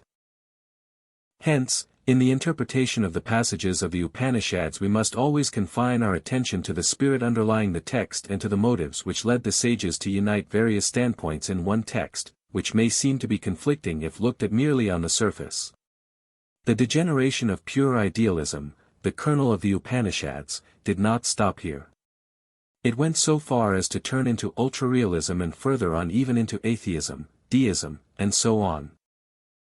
The natural course for pantheism was to turn into what we may call creationism or cosmogonism, that is, the doctrine that God or the Absolute created the world. The identity of the Atman and the world, though granted, was yet far from being transparent to many who had a craze for the concrete. They would argue, the Atman is one, and the world is the many, how then could the Atman be one with the world? The notion of identity, therefore, not being transparent, lost its force and was supplanted by a still more empirical conception, namely that of causality, according to which the Atman is the cause and the world proceeds from it as an effect. This stage of thought prominently appears in the Taittiriya Upanishad, where the chief passages describe how from the Atman come ether, air, fire, water, earth, and all living beings. How he desired, may I be many, and having created the world, entered into it, and how Brahman is, that from which all these beings are born, by which when born they live, and into which they finally enter, Taittiriya 3:1. Such ideas are also found scattered over almost all the other Upanishads. The most eloquent passage on the subject is the analogy of the spider and the sparks. Just as the spider goes forth from itself by means of its threads, and as from a fire the tiny sparks fly out, so from this Atman all the spirits of life spring forth, all worlds, all gods, all living beings. Brihadaranyaka 2:1-20. The same illustrations are further set out at length in the Mundaka Upanishad, 1:1-7 and 2:1-1. The one notable point in this connection is that at this stage the Atman who creates the world is identical with that who lives in it. Brahman is the Atman. The universal self, the creator of the world, is not different from the individual self within each of us. Brahman is thus the psychic principle. It is not in any way divided into so many Atmans, but is present as a whole within each of us. It is not an aggregate of the Atmans but the whole of the Atman. The well-known Vedantic formulas, Tat Tvam Aci, that art thou, from Chandogya 6, 8, 7, and Aham Brahmasmi, I am Brahman, from Brihadaranyaka 1, 4, 10, amply corroborate this idea. Keeping in view the remoteness of the age when the authors of the Upanishads breathed on this earth, it strikes us as something really wonderful to grasp this relation of identity between God and man so clearly as they did. This is a thought that will ever be one of the fundamental postulates of all future metaphysics. The same has been discovered in rather a circuitous way long after by Western thinkers as well, and we believe that in spite of all the threats of materialistic, atheistic, and pragmatistic movements the present century witnesses here and there, this one principle of the identity of the Atman with the Absolute will ever remain unshaken. Take away this principle and you destroy all metaphysics worth the name. Now, the adaptation of the higher truth to the empirical understanding went still further.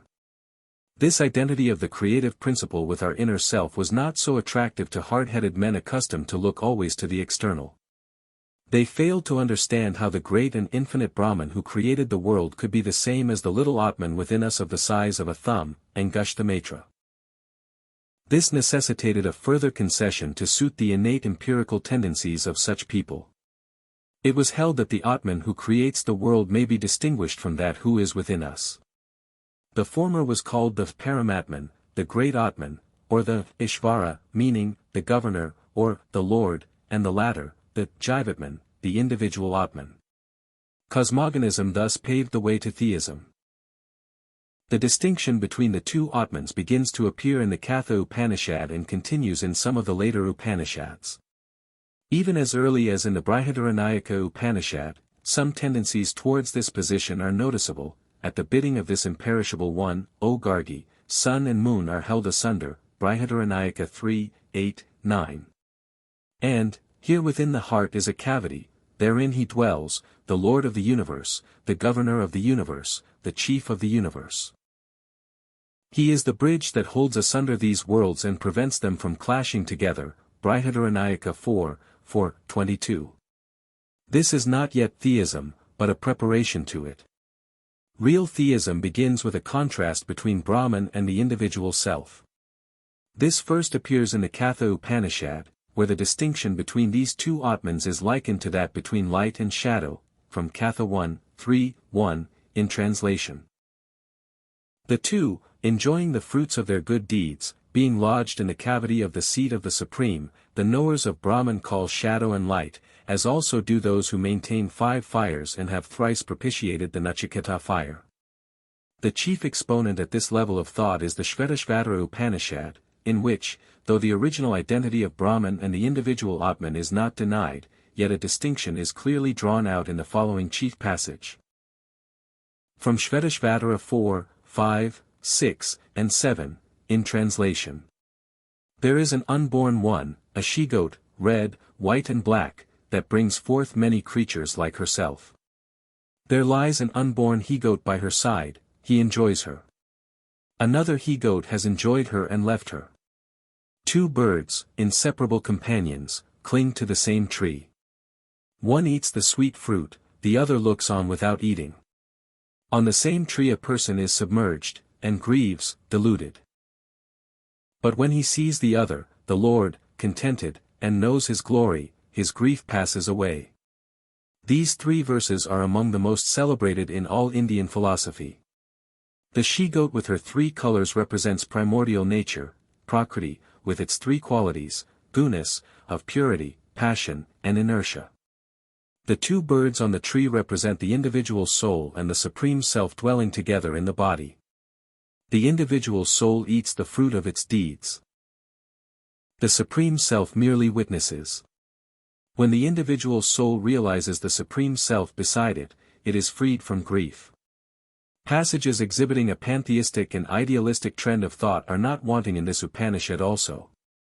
These stages are set down side by side to suit the variety of human understanding. The type of theism we have indicated here, namely that which makes Brahman a personal god and distinguishes him from the individual soul, is perhaps most acceptable to the masses. But we do not hesitate to call theism a lower conception than the pure idealism sketched above. We call it a mere pictorial way of representing a truth in a more concrete and simple way, to let it harmonize with the common understanding repulsed by abstract truths. But how long and how far could such a separation between the Lord, Ishvara, and the soul exist? The natural consequence was a further degeneration, which in a clever way solved the dualism by striking out one of its components, namely the former. One had to give way, and the empirical instinct in man would rather believe in the existence of the soul than of the Ishvara, which seemed more remote and was not directly witnessed by the soul. In this struggle, therefore, the conception of the Paramatman was ousted. There remained only the individual soul. Named now the Purusha, meaning the person, or the spirit, and the external, real, world, called Prakriti, meaning primordial nature. This is known as the Sankhya standpoint, and may be called atheism for want of a better word. It may also be added very briefly that the progressive realism further manifested itself in two more aspects. The first was the denial even of the individual soul. The existence of the world could not be denied, since it is perceived. But one could doubt the reality of the soul. Let us call those who did so, apsychists, that is, those who deny the soul. This denial of the soul and the belief in an external world only, which was more or less a stream of perceptions, changing and momentary, found its place in Buddhism. The second aspect was the furthermost degeneration into gross materialism, which would even rob Buddhism of all idealistic leanings. Only matter exists, and what is called mind is a mere product of it. Perception is the only way to knowledge, and all else is unreal. Such thoughts constituted the school of Charvaka, the ancient Indian materialists. Here we may stop so far as the degeneration of pure idealism is concerned. It was impossible for this degeneration to go further than the Charvakas, who are regarded as the extreme realists of Indian philosophy. The short account we have sketched above on this subject may perhaps seem to be a digression from our subject proper, but even if so, it is quite intentional, since we believe that it may help to present our idealism in its relation to other stages of thought, most of which are themselves found in the Upanishads. So long as these are not viewed in their mutual relation and coherence, it is not to be wondered that one may accuse the Upanishads of manifest contradictions. But a general view of the way in which the basic truth of the Upanishads, the doctrine of the sole reality of Brahman, degenerated, or developed, from another standpoint, into the more realistic stages of thought, in order to adapt itself to the empirical tendencies innate in all of us, may bring home to us a better idea of the teachings of these treatises in general, and of the place of pure idealism, which may otherwise be named as the conception of Māyā, in Indian thought as a whole. We shall presently see how the great Shankara synthesizes all these forms of thought into a single whole, in which each has a proper place beside the other, and how he saves the pure idealism by the help of the revealed scriptures as well as reason. But we must not anticipate him. Before we discuss his Advaitism, that is, his philosophy of non-duality, and what he has to say on the theory of Māyā, we have to refer to the philosophy of another great Advaitist, Gaudapada. This name is in no way to be identified with the author of a commentary on Ishvara Krishna's Sankhyakarika, that is, the verse treatise on the Sankhya philosophy. The Advaitist Gaudapada was the teacher of Govinda, the teacher of Shankara. He has left to us one of the most wonderful expositions of the fundamentals of Advaitism, called Karikas on the Mandukya Upanishad, that is, philosophical verses commenting on the Mandukya Upanishad. The nature of our subject requires us to examine this work in some detail. The Karika is divided into 4 parts, and as already observed, each of these is looked upon as having the authority of an Upanishad. The 4 parts are named, Agama, meaning tradition, or scripture, Vaitathya, meaning unreality, or falsity, Advaita, meaning non-duality, and Alatashanti, meaning the quenching of the firebrand. The first part, which in its subject matter is chiefly based on the Mandukya Upanishad, discusses the nature and significance of the sacred syllable, Om, and as it hangs mainly on the revealed scripture, the Agama, it is called agama. The second explains by means of argument how the world, characterized as it is by duality, is false, Vaitatya, hence it is named Vaitatya. In the third are refuted the accusations against the Advaita view and the real standpoint is maintained by reason. Hence it is called Advaita. In the fourth are refuted all the arguments which, while attacking Advaitism, themselves prove contradictory, and then a calm is restored and the final word is spoken on the sole reality of the Atman and the falsity of all else. This part is therefore aptly termed Aladashanti, the extinction of a firebrand. As a stick burning at one end is waved round quickly in the air, it seems to create a circle of fire, Alada Chakra, which does not really exist. So it is with the multiplicity, only appearing but not existing really. The sport known as the Alada Chakra, the firebrand circle, is a very common sight in the streets of India, where little boys play in the evening after having finished their daily school task. The first part, being based on the Upanishad, left Gadapita free to give an unchecked flight to his thoughts only in the other three parts. These are therefore more important for our purpose. We here give a brief summary of the Advaitism of this great teacher, which is permeated with the conception of Maya. Boldly and truly Gadapita asserts, the world does not exist in reality, hence this Maya cannot be literally removed or destroyed even. All this is mere appearance. In sooth it is, Advaita, non-duality. In other words, the metaphysical truth is that the world does not exist, the multiplicity is false, hence being not a reality it does not stand in need of removal. Nobody ever made Maya, it is not a reality, hence it is meaningless to speak of it as, to be removed. When the highest truth is realized, the illusion itself is destroyed.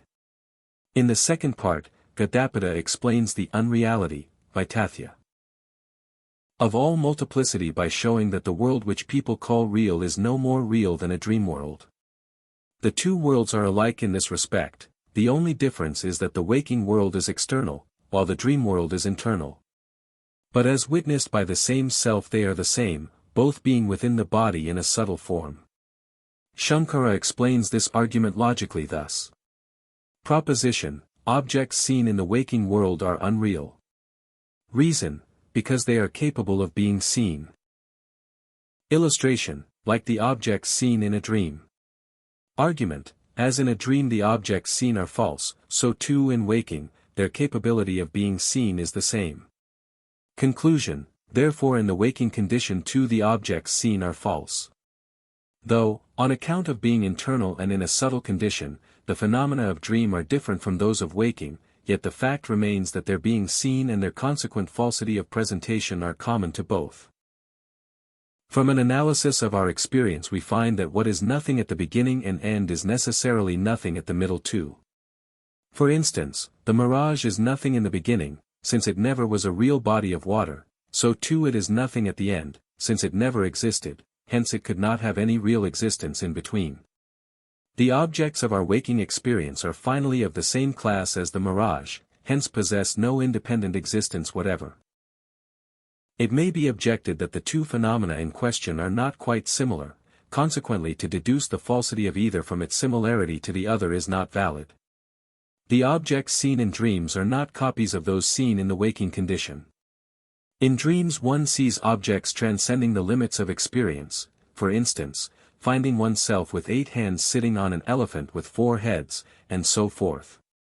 But all this rests on a misunderstanding. That which is supposed to transcend the limits of experience in dreams is not an absolute reality in itself but only a condition of the cognizer conditioned by that state. Hence, as the rope mistaken for a serpent, and the mirage, being merely conditions of the cognizer, are unreal, so the transcendent phenomena of dreams are only a result of the condition of the cognizer, and therefore unreal. It must be noted that it is only from a relative standpoint that dreams are spoken of as unreal and the waking condition as real. Truly speaking, both are unreal. Now, if the whole of our experience in both the waking and the dreaming conditions is pronounced to be an illusion, well might an objector come forward to say, who is then the knower or creator of experience? If you say, none, you at once destroy the reality of the Atman, which would be laying an axe at the very foot of all Vedanta. The Atman, we reply, is the cognizer of experience. He is himself the cognizer and the cognized. He imagines himself by himself, that is, brings about the variety of experience by himself. It all subsists also in himself through the power of Maya. This is the last word of the Vedanta on this subject. Our waking experiences are as much an illusion as those of dreams. For the phenomena of dreams are, for the time being, as real as those of waking. The difference is not in the nature of any of these experiences as such, it is caused only by the instruments of cognition. The Atman is the only reality. As the rope, whose nature is not known as such at that time, is imagined in the dark to be a snake, a line of water, a stick, or any one of numerous similar things, so is the Atman imagined to be the variety of experience, the individual soul, jiva, and the life force, prana, and so on. All illusion vanishes when a complete knowledge of the rope is attained. So too is confirmed the right knowledge that all is one, namely the Atman. It is only the power of illusion which makes us imagine the Atman as the variety of numberless visible objects. As dream and illusion are entirely unreal, though actually perceived, so is the cosmos an illusion, an unreality, though experienced as real. Only the ignorant regard such illusions as real. The scriptural texts amply set forth the unreality of the cosmos. The absolute truth is that there is, as a matter of fact, no dissolution, no creation, none in bondage, no discipleship, none desirous of liberation, none liberated. In other words, when it is established that the Atman alone is real and all duality is an illusion, it follows that all that forms the subject of experience, whether derived from ordinary intercourse or from sacred texts, is mere illusion. In the absolute sense of the word, therefore, destruction is impossible. So too creation, and so on. The Atman is ever free from all imaginations and is never in relation to any conditions. He is the negation of the phenomenal, because of his essential nature of unity. Having realized the Atman, the wise man should be in the world like a block of inert matter, that is, being perfectly unmoved and unattached to the duality. In this way, though still being within the world, he will transcend it. This consciousness of the self-realization of the Atman should never cease. The third part, Advaita, begins with the idea that the Atman, though appearing to give birth to the multiplicity of things all about us, is not in the least affected by any such thing. Multiplicity is only due to self-imposed and imagined limitations. The individuation of the Atman into the individual souls, jivas, is not a process of division. For instance, the Atman, being indivisible and all-pervading, may be compared to akasha, meaning ether or space. It is not different from the ether enclosed in a jar, the enclosure being destroyed, the limited space merges into the great space, mahakasha. So is the jiva merged in the Atman on the dissolution of the self-imposed adjuncts. Differences are only in form, capacity, and name, but that does not imply any real difference in space itself. This illustration fully applies to the jiva. As space intercepted by a jar is neither a part nor an evolved effect of universal space, so is the jiva neither a part nor an evolved effect of the Atman. The sacred scriptures praise the unity of the Atman, demonstrated by reason and borne out by revelation, while they censure manifoldness or separateness. The separation between the jiva and the Atman is only assumed and need only be taken in a metaphysical sense. Again, the distinctionless Atman, eternal and unborn, appears with distinctness under so many finite and mortal forms simply through Maya, for if the distinctions were real, the immortal would in that case necessarily become mortal, which on the very face of it is impossible, since a thing cannot be changed into anything of quite an opposite nature. The Atman is ever unborn and one. It does not convert itself into the world of experience. If it did, it would go on taking birth after birth endlessly, thus precluding all possibility of liberation. The birth of worlds is possible only through Maya. Nothing can be actually born of the Atman. It may only be supposed to give birth to things, like the rope to the snake, and so on, but not in reality. Again, asat, that is, non-existence, cannot be taken as the cause or source of everything. The son of a barren woman is a concept without meaning, never to be realized in reality or even in illusion. All duality is nothing but a creation of the mind, since it stands or falls with the mind. The fourth part, called Alata Shanti, that is, quenching the firebrand, is the final pronouncement of Gadapada, intended to destroy the illusion of the firebrand circle. The relation between cause and effect is examined, and it is shown how it breaks down while applying to the Atman. Nothing is produced either of itself or by something else, nor in fact is anything produced, whether it be being, non-being, or both. The various theories held by the Vijnanavadins, that is, the Buddhist idealists who hold that only consciousness exists, and the nihilists, are false. Those who maintain the reality of the world must not forget to realize that the world, being without a beginning, cannot in reason be shown to have an end. Nothing which is beginningless is non-eternal. So also it is impossible to prove the eternity of salvation realized only at the moment of its knowledge, and therefore having a beginning. That which is nothing at the beginning and at the end cannot exist in the present. Objects are all like ordinary illusions, though regarded as real. Thought, all peace and one, the ever unborn, immovable and immaterial, appears as admitting of creative motion and material existence. Thus neither is the mind produced nor are the objects. Those who know this are never deluded into a false consciousness. As motion makes a firebrand appear straight, crooked, and so on, so motion makes thought appear as perceiver, perceived, and the like. The firebrand is not itself affected by its appearance and is ever unborn, its motion being unreal, so is thought unaffected by appearance, ever unborn, its apparent motion being an illusion. The appearances of the firebrand in motion are not brought into it from without, and they do not appear in any other place when it is at rest. So long as one has faith in causality, one sees the world eternally present. This faith being destroyed, the world is nowhere. Duality consisting of subject and object is a creation of the external senses. Those who always hold fast to duality never perceive the truth. The treatise ends with a salutation to the Absolute after having realized it, such an attitude being justified from the standpoint of relativity and experience. In this brief survey we have attempted to show how the sage Gadapada establishes a thoroughgoing monist's position, calling the whole world of experience as false as the dream world, analyzing the notions of existence and reality, refuting the idea of causality, and even giving a psychological genesis of appearances.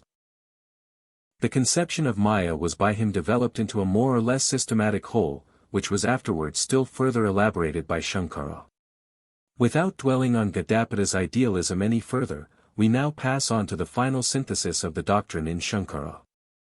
In passing, it may be observed that there is hardly any teacher of note between the times of Gadapada and Shankara who contributed anything worth the name to the development of the idea of Maya. We purposely omit in this chapter the discussion of Badarayana's sutras, that is, the Vedanta sutras, for reasons which are not without justification.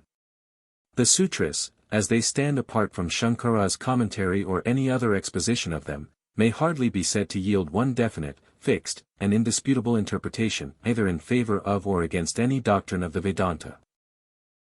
Shankara, Ramanuj, and many other expositors have respectively attempted to wield the sutras as weapons for the defense and support of their own interpretations.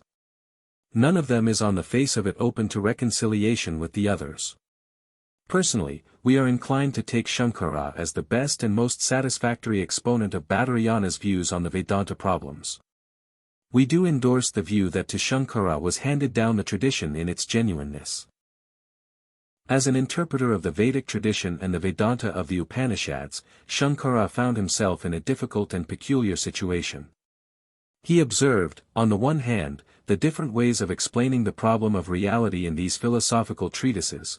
All of them as such could not be taken as ultimately true. Their seeming contradictions, even as such, could not be merely ignored.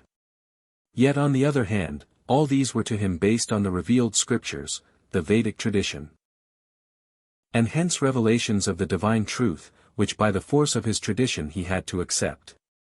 He was thus in a way on the horns of a dilemma, from which he found an escape with caution and wisdom, acting quite in the spirit of all great synthesizers of thought.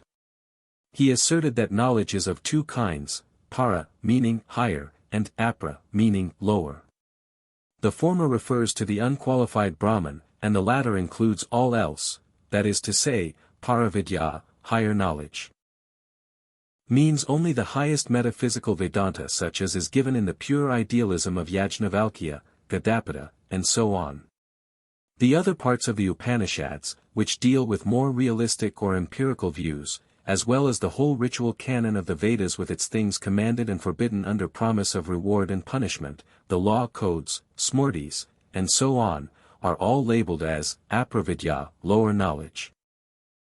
The thought that the empirical view of nature is unable to lead us to a final solution of the being of things was occupying the central position in Shankara's mind. This thought, as Dusan has so eloquently pointed out, is even the root of all metaphysics, so far as without it no metaphysics can come into being or exist. This thought is the great dynamic force in Shankara, and it is this that led him to base the whole of his system, as reflected in the Sharakabhashya, on the fundamental concept of the illusory nature of all our empirical and physical knowledge, and the true nature of the higher metaphysics. That is the reason why he starts with an examination into the erroneous transference of the things and relations of the objective world to the inner soul, the self, which leads to the idea of avidya, ignorance. His defining formulation, which forms the introduction to his epoch-making book, gives in a way an idea of his whole system. He defines avidya as adasmin tadbudhai, meaning, supposing a thing to be what it is not actually.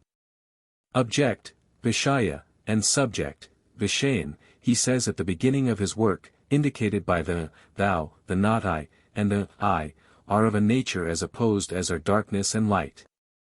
If it is certain that the being of the one is incompatible with the being of the other, it follows so much the more that the qualities of the one also do not exist in the other. Hence it follows that the transfer, superimposition, adhyasa, of the object denoted by the thou, and its qualities to the pure spiritual subject indicated by the I, and conversely, the transfer of the subject and its qualities to the object, are logically false. Yet in mankind this procedure, resting on a false knowledge pairing together the true and the untrue, is inborn or natural, nisargika. They transfer the being and qualities of the one to the other, not separating object and subject, although they are absolutely different, and so saying, for example, this am I, that is mine, and so on. This transference thus made, the wise term avidya, ignorance, and in contradistinction to it, they call the accurate determination of the true nature of things, vidya, knowledge. All this goes to show that the final reason of the false empirical concept is to be sought in the nature of our cognitive faculty. Its cause is a wrong perception, mithyajnananimita, meaning, arising from false knowledge, its being is a wrong conception, mithyapratyaya-rupa, meaning, having the form of a false notion. We now proceed to an examination of some of the typical passages in Shankara which sum up his whole position with respect to Māyā. One of the most important passages, which sums up Shankara's view that Brahman alone is the reality, is found in his commentary on Vedanta Sutras 2, 1, 14. The passage runs in translation. The effect is this manifold world consisting of ether and so on, the cause is the highest Brahman.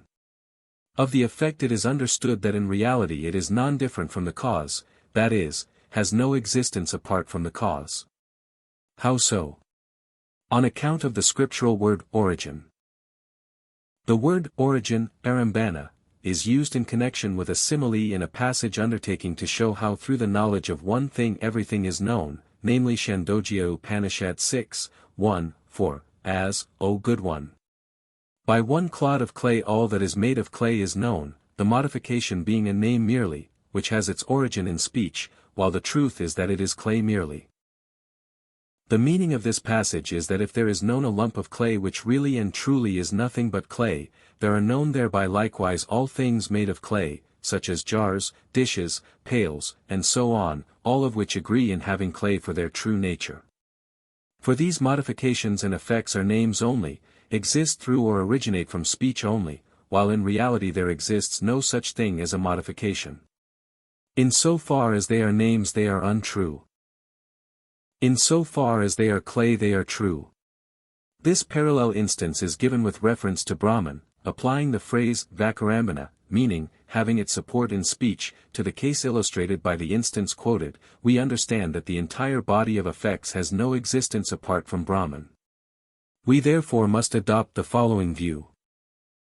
In the same way as those parts of ethereal space which are limited by jars and water pots are not really different from the universal ethereal space, and as the water of a mirage is not really different from the surface of the desert, for the nature of that water is that it is seen in one moment and has vanished in the next, and moreover it is not to be perceived by its own nature, that is, apart from the surface of the desert.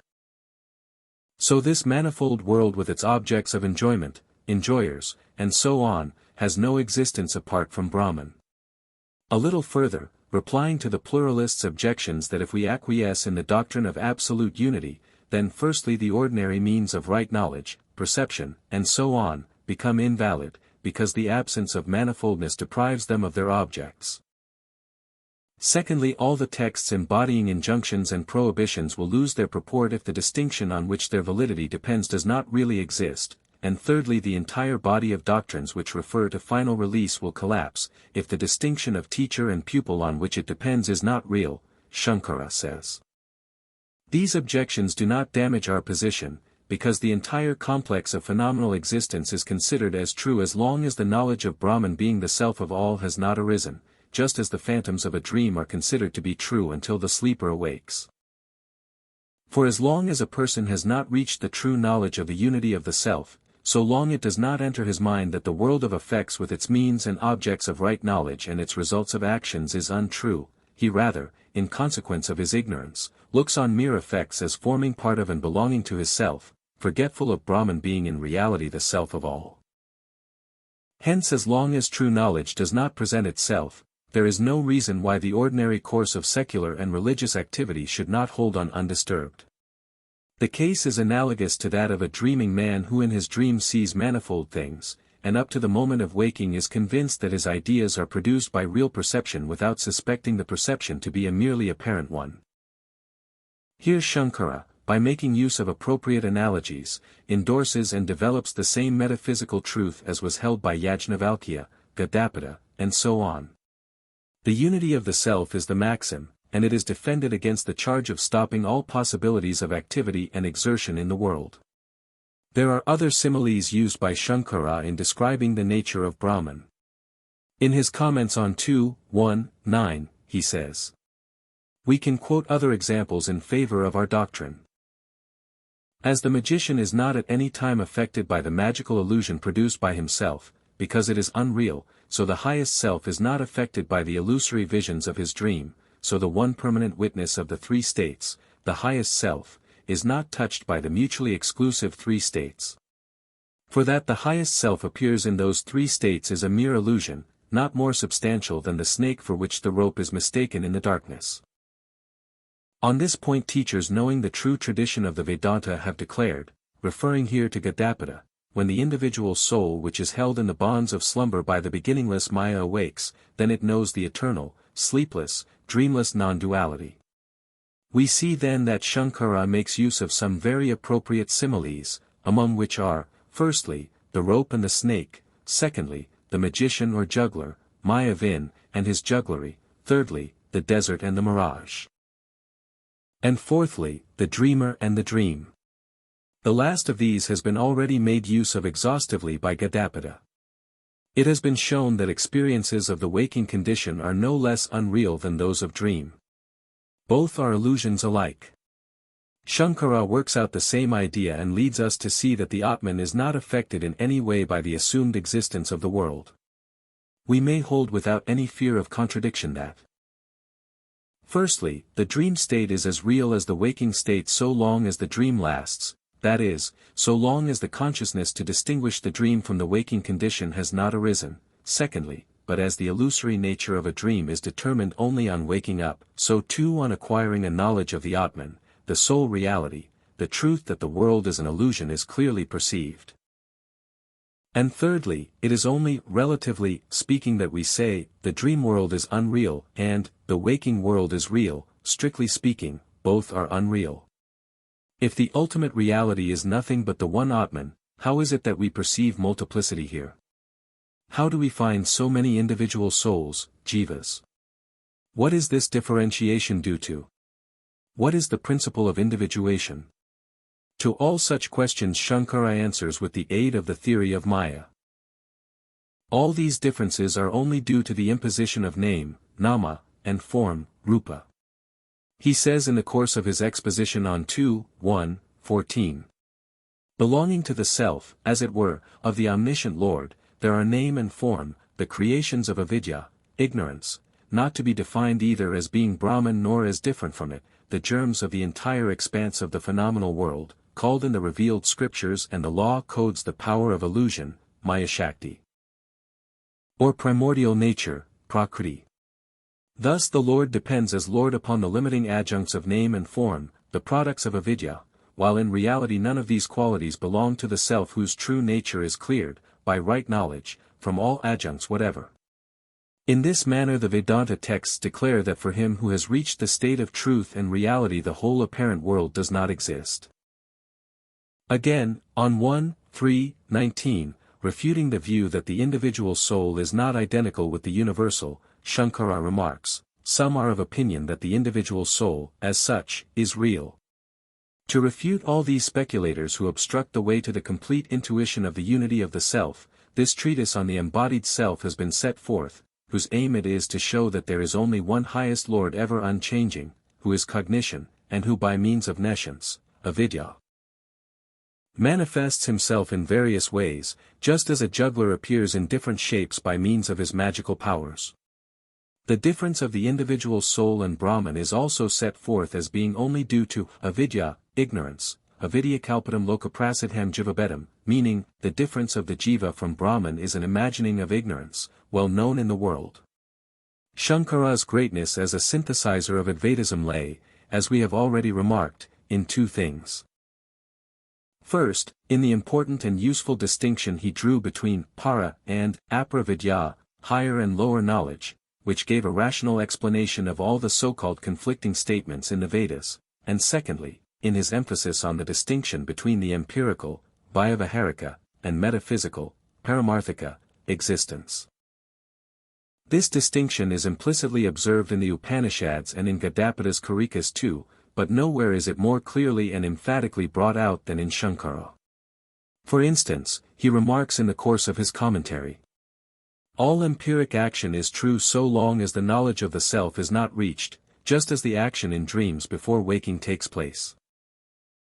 As long in fact as the knowledge of unity with the true self is not reached, one does not have a consciousness of the unreality of the procedure connected with standards and objects of knowledge and fruits of works, but every creature, under a designation of I and mine, mistakes mere transformations for the self and for characteristics of the self, and on the other hand leaves out of consideration their original Brahman selfhood. Therefore before the consciousness of identity with Brahman awakens, all worldly and Vedic actions are justified. This fact is often ignored, and consequently the Vedanta is charged with fostering inaction, pessimism, and leading finally to a zero point. Such objections are simply due to a misunderstanding of passages like these. The spirit of such passages is exactly analogous to Kant's axiom that the transcendental ideality of the world does not exclude its empirical reality. With Shankara closes our survey of the doctrine of Māyā.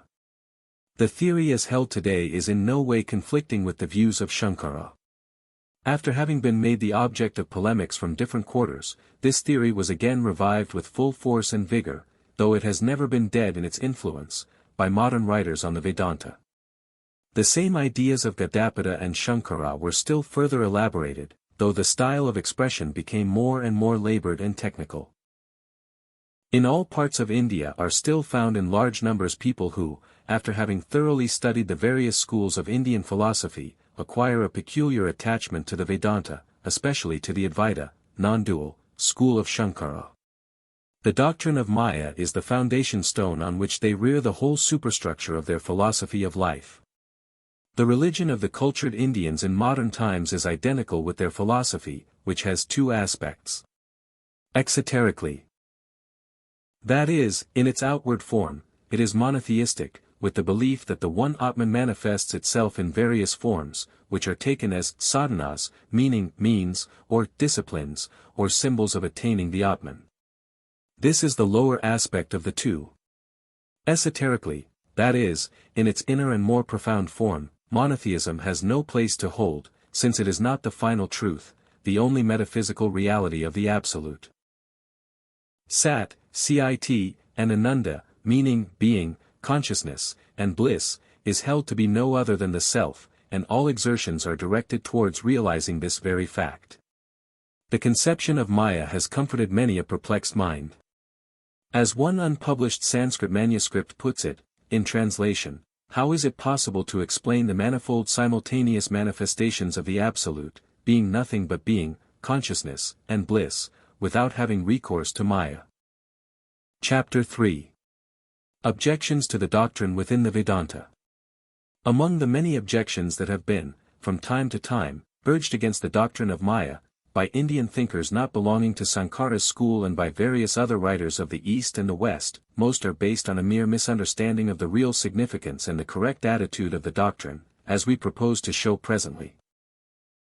It is not our purpose here to take into account all such objections, first, because some of them are merely childish and destroy themselves in their very enunciation, and secondly, because it falls outside our scope.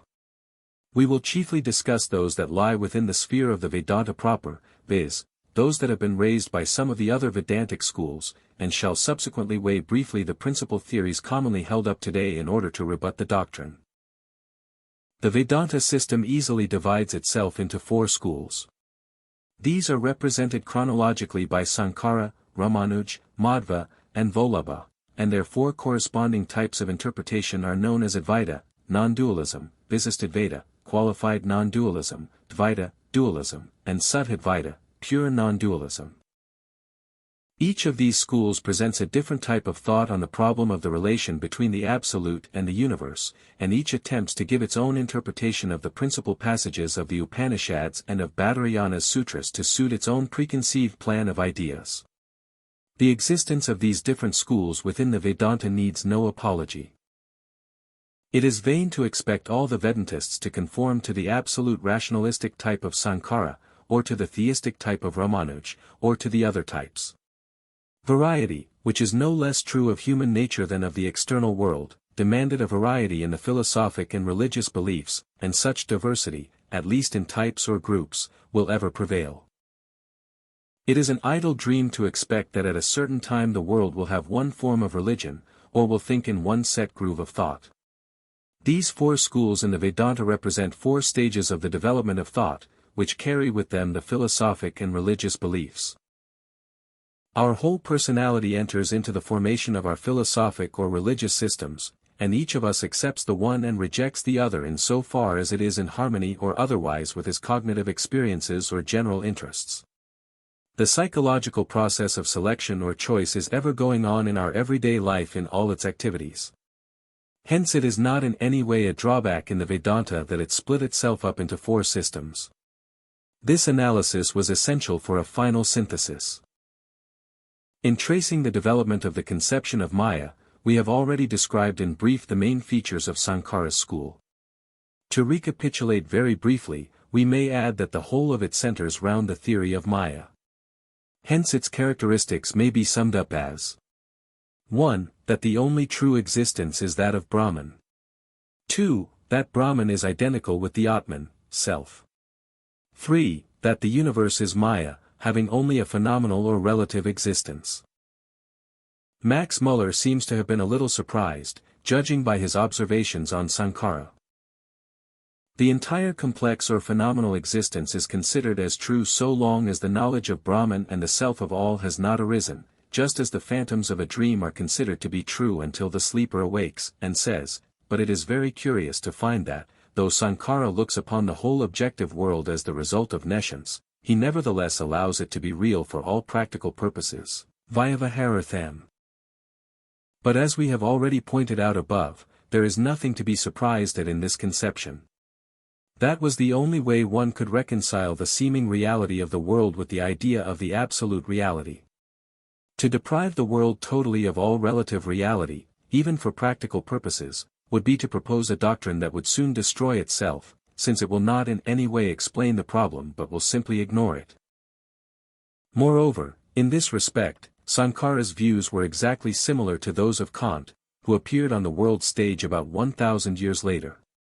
Kant, too, while strongly inveighing against the dogmatism and skepticism of his times, by a thoroughgoing critical analysis of reason itself came to the independent conclusion that the world, qualified as it is by time, space, and causality, has no metaphysical reality, but nonetheless is an appearance, that is empirically real.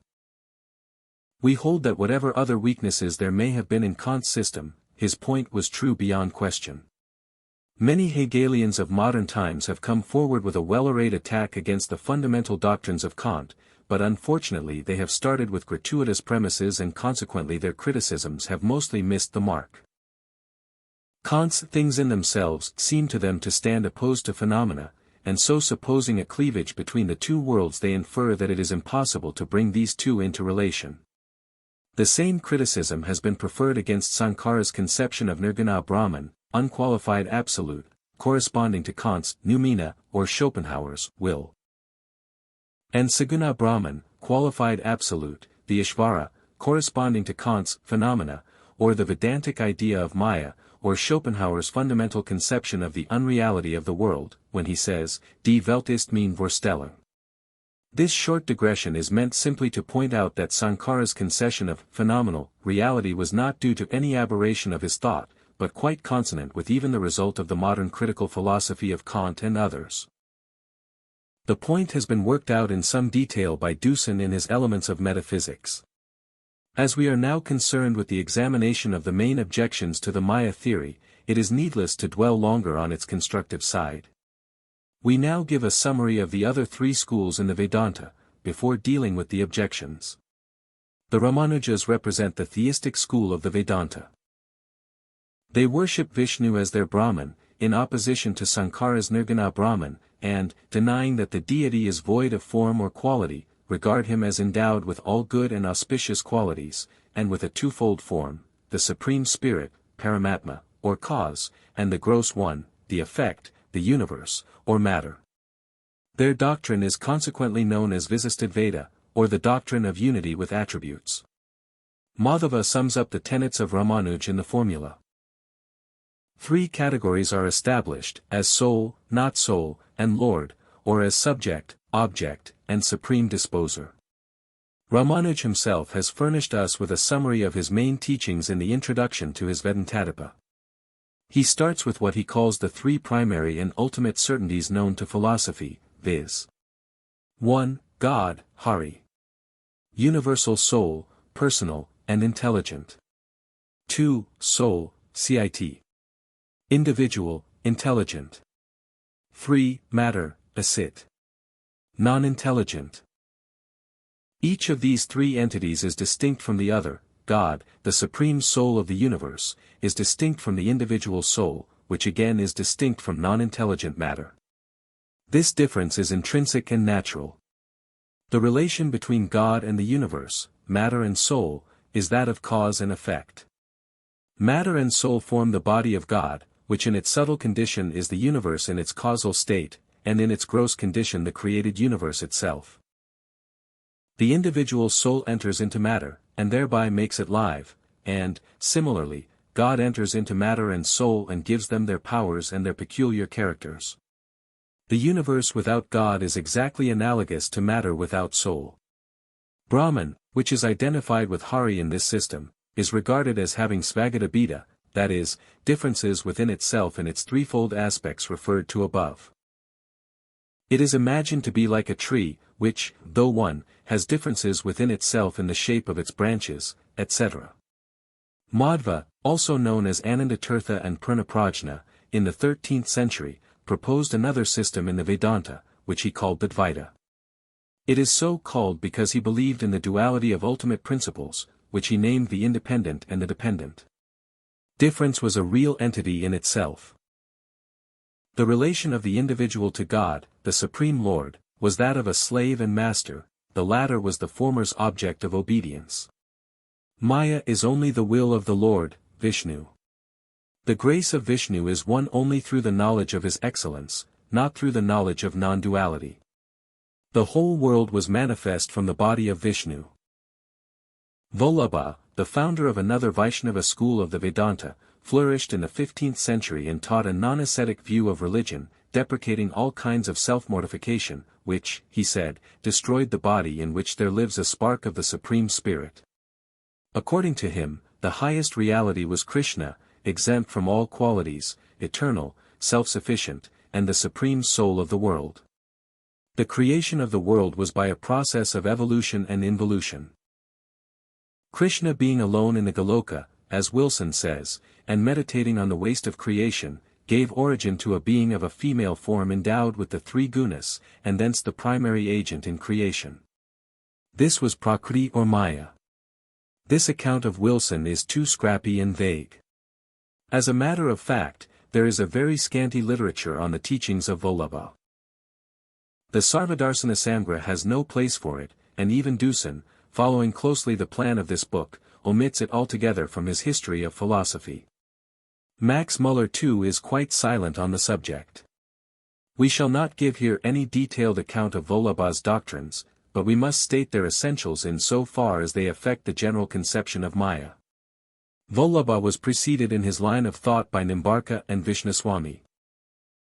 He attempted to purify the Visistadvaita of Ramanuja and others. He said it was a contradiction in terms to suppose with Ramanuj that Brahman, all cit, intelligence, should be in inseparable union with a sit, non-intelligent matter, Jada. Brahman is Sat, existence, cit, consciousness, and Ananda, bliss, exhausts the possibility of all being, and becomes whatever it wills by the evolution, avirbhava, and involution, tirabhava, of its properties. Whereas Sankara explains the phenomena of the universe by adhyasa, superimposition, Ramanuj by qualitative and inherent differences in Brahman, Madhva by manifestation of Brahman's body, Vallabha does so by the process of evolution and involution of Brahman. After this very brief summary of the chief doctrines of the schools within the Vedanta, we come to Ramanuja's criticism of the theory of Maya. This is embodied in his greatest work, the Sribhashya, a commentary on Badarayana's Brahmasutras. His exposition of the first sutra occupies the largest space in his treatise, and this criticism appears under the same division. Ramanuj brings 7 charges against the doctrine of Maya. We reproduce the gist of each, in order, with a criticism of our own. 1. The charge of Ashrayanupapati. What is the Ashraya, seat, of Maya, or avidya? Residing in what does it produce illusion? Surely not in the individual self, because the selfhood of the individual self is itself projected by avidya, neither could it reside in Brahman, since he has the essential nature of self-luminous intelligence, and is thus opposed to avidya, ignorance. Criticism. This objection rests upon a twofold misinterpretation. In the first place, Ramanuj starts with the idea that Maya, or avidya, is something real, and consequently demands a seat for this illusion, or ignorance. Avidya is decidedly not a reality, it is only the negation of vidya, or the obscuration of it. As the fire is latent in the wood, so is our godly nature, our spiritual principle, hidden by the upadis, limiting adjuncts. In the second place, Ramanuj makes an unwarranted differentiation between Brahman and the individual soul. In stating the position of the Advaitin, he has no right to color it with his own conceptions. We, after Sankara, do not admit such a difference between the two. Brahman becomes the individual soul only by upadis, that is, self-imposed limitations of manas, mind, 10 senses, subtle body, karma, etc. These upadis may figuratively be spoken of as limiting the Atman and resolving it into the two aspects of the highest Atman, Brahman, and the individual Atman. If, therefore, we are pressed by Ramanuj to state the residence of avidya, we may meet him by saying that it must, if at all conceived as such, reside in the upadis, the mind, manas, the senses, etc. As a matter of fact, this demand of Ramanuj seems to be unjustifiable and inadmissible. It wholly rests upon his supposition of the reality of avidya. 2. The charge of Tirodhananupapati. The supposed ignorance cannot, as maintained by its upholders, conceal Brahman, whose essential nature is self-luminosity. The concealment of luminosity means either, a. the obstruction of the origination of luminosity, or, b. the destruction of existing luminosity. But as it is held that the luminosity of Brahman is incapable of being a produced thing, the concealment of luminosity must mean the destruction of luminosity, which, in other words, amounts to the destruction of the essential nature of Brahman. Criticism. This objection is based upon Ramanuja's losing hold of the real position of the upholders of Maya. Our ignorance is merely negative. It has no positive existence to be able to conceal anything else in the strict sense. Brahman is ever the same in its splendor and luminosity, but we fail to see it only through our own avidya, which can, therefore, in no way be said to be able to conceal Brahman in the sense of destroying its luminosity. In the same way, if a follower of Ramanuj were to ask Kant, why do we not see the thing in itself, das, Ding and sich, he would at once reply, because between that and ourselves are the intellectual forms, upatis, of time, space, and causality.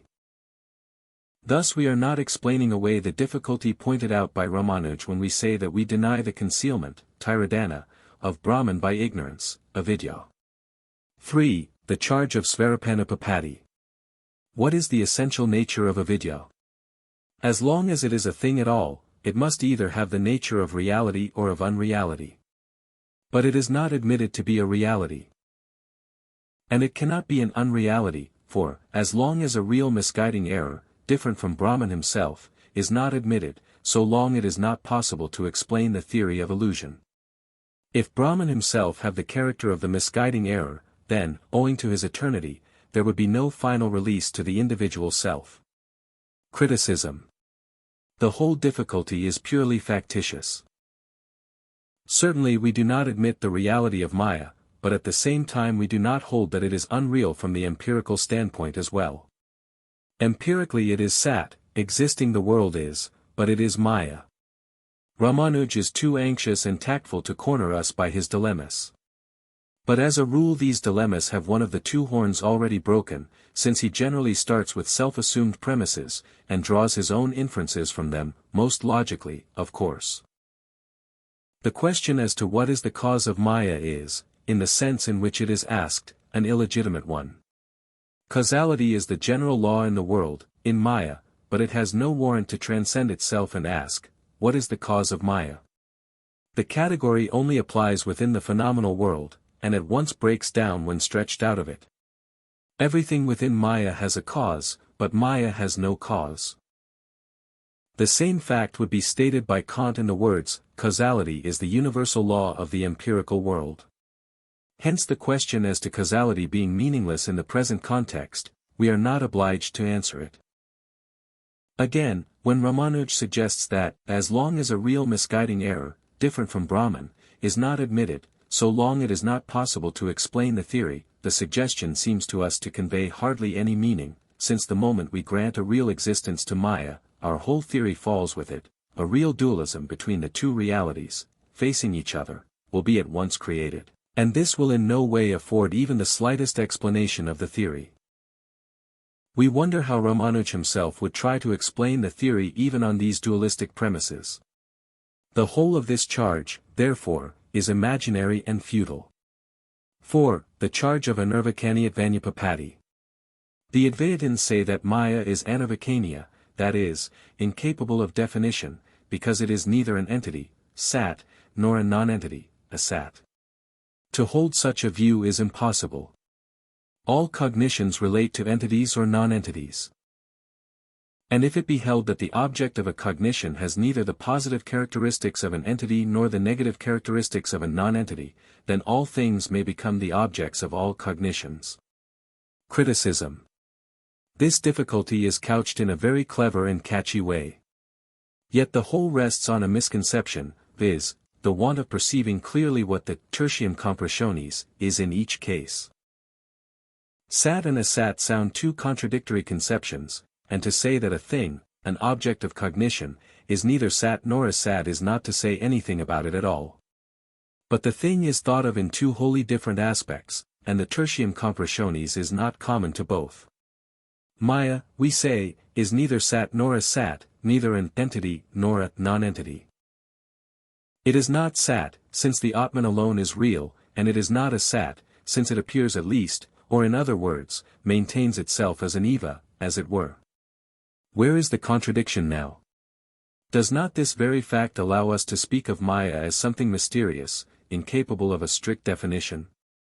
5. The charge of Pramananipapati. Is there any means by which this curious avidya is brought within the range of our cognition? It can neither be proved by perception nor by inference. Neither can it be established by revelation, as the scriptural passages can be explained otherwise. Criticism. In the light of what we have said above, this objection stands self-condemned. When we do not believe in the real existence of Maya, what logic is there in requiring us to prove the existence of it? If we had granted its reality, then indeed we could be called upon to name the source of its knowledge, perception, inference, revelation, etc. However, to prove the validity of our conception we do not require any marshaled arguments or formal syllogisms. It is as clear as anything, when we recall to our mind the nature of avidya, which, as we have shown after Sankara, is an erroneous transfer of the things and relations of the objective world to the self in the strictest sense of the word. Further, Ramanuj examines a few scriptural passages, and giving them another interpretation, infers that all such passages can be so explained as not to corroborate the theory of avidya.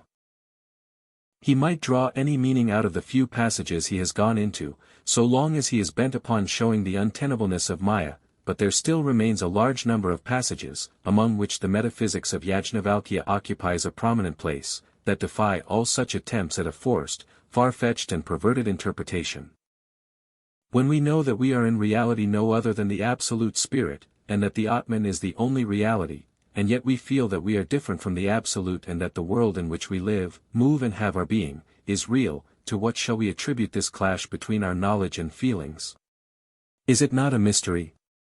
And what else could we say but that this is due to our ignorance, the erroneous transference spoken of above? 6. The charge of Nivardhakanipapati. This difficulty is in relation to the idea that the cessation of avidya takes place solely by means of the knowledge which has the attributeless Brahman for its object. Brahman is not without attributes and qualities, since there are many passages which prove that he is possessed of these. Moreover, the grammatical equations, such as tat tvam aci, that art thou, do not denote the oneness of any attributeless thing. They are not intended to give rise to the stultification of any illusion due to avidya, but they simply show that Brahman is capable of existing in two different modes or forms. The universe is the body of which Brahman is the soul.